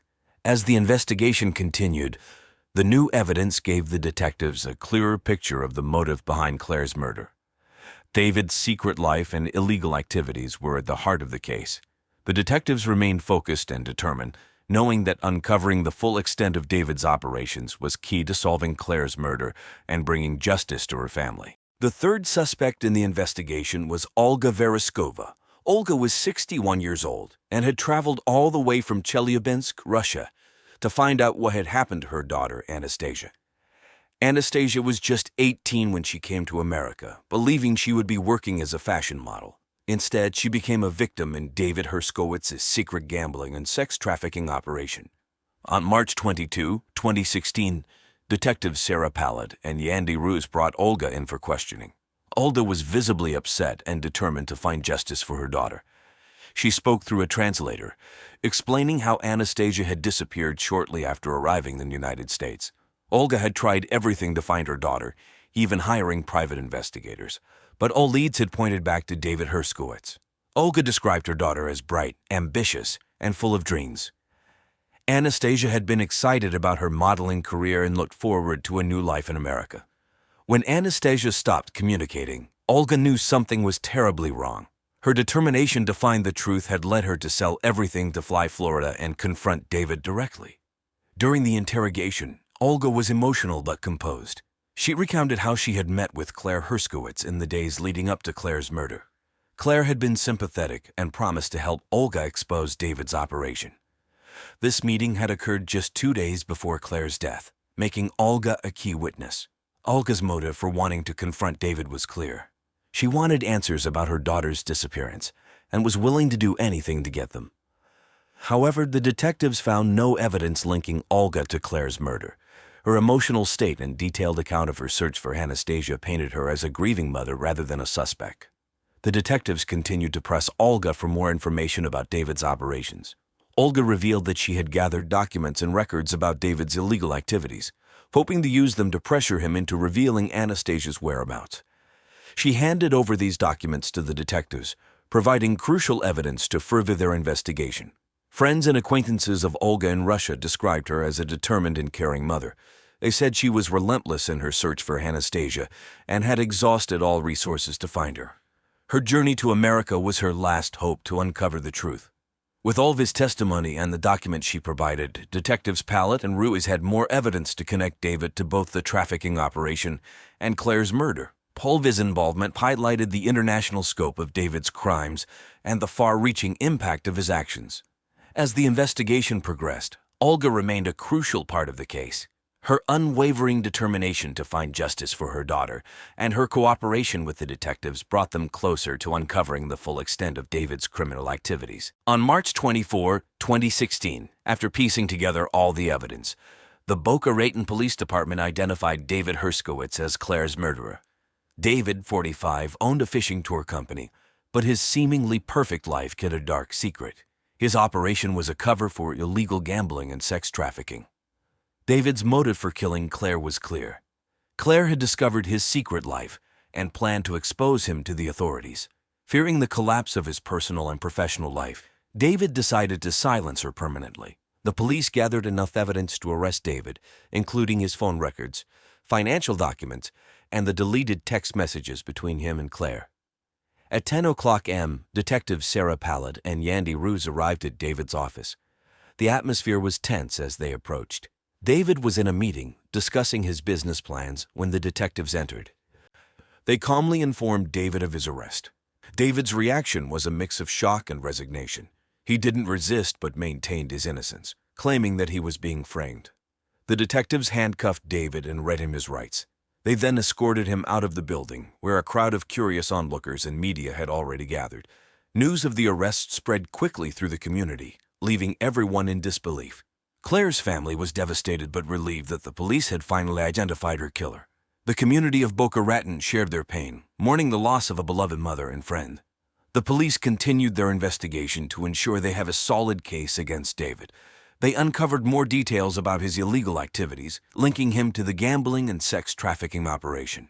The evidence painted a clear picture of a man desperate to protect his double life, willing to go to any lengths to keep his secrets hidden. David's arrest was a significant step towards justice for Claire. It also brought hope to Olga Vereskova, who still sought answers about her daughter Anastasia. The police reassured Olga that they would continue to investigate David's criminal network, hoping to find more victims and bring them justice as well. As David was led away in a police car, the residents of Boca Raton hoped for a swift and fair trial. Claire's murder had rocked the community, but her courage in uncovering David's crimes inspired many. The detectives remained committed to seeing the case through, determined to honor Claire's memory by ensuring her killer faced the full extent of the law. The trial of David Herskowitz began on August 1, 2017 in Boca Raton. The prosecution was led by Assistant District Attorney Karen Whitfield, known for her tenacity and keen sense of justice. Karen, 38, had a reputation for being tough on crime and was determined to see David held accountable for Claire's murder as other illegal activities. The prosecution's argument centered on the mountain of evidence against David. Karen presented the deleted text messages between Claire and David, financial records showing his debts, and testimonies from various witnesses, including Claire's family and friends. The jury listened intently as Karen detailed how David's secret life led him to kill his wife to prevent her from exposing his illegal activities. On the defense side was attorney Richard Palmer, a 45-year-old known for his sharp legal mind and calm demeanor. Richard argued that David was being framed and that the evidence was circumstantial. He tried to cast doubt on the validity of the text messages and suggested that other individuals involved in David's illegal operations had more to gain from Claire's death. Throughout the trial, Claire's family was present, their faces etched with grief and determination. They watched every moment, hoping for justice. Michelle, Claire's sister, often wiped away tears as she listened to the details of her sister's last days and the brutality of her murder.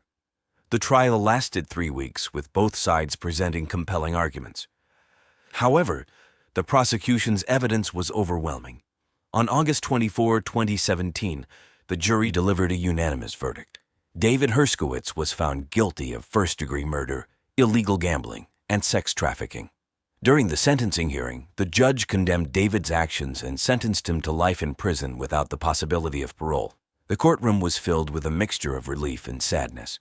Claire's family felt a sense of closure, knowing that David would spend the rest of his life behind bars, but the pain of losing Claire remained. The verdict had a profound impact on the community of Boca Raton. Many felt that justice had been served. But the case also highlighted the dark underbelly of illegal activities that could exist in seemingly quiet neighborhoods. It served as a reminder of the importance of vigilance and community support. For Claire's friends and family, the sentencing marked the end of a painful chapter.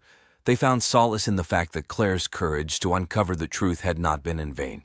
The community rallied around them, offering support and remembering Claire as a loving mother, wife, and friend who stood up for what was right. The trial of David Herskowitz would be remembered as a case that brought a community together and shone a light on the hidden dangers within. Claire's legacy of bravery and justice continued to inspire those who knew her. After David Herskowitz was sentenced to life in prison on August 24, 2017, the lives of everyone involved in the case continued to unfold in significant ways. The trial had brought closure to the case, but it also left lasting impacts on the people affected. Claire Herskowitz's family received support from local counseling services and community groups, which helped them navigate their grief.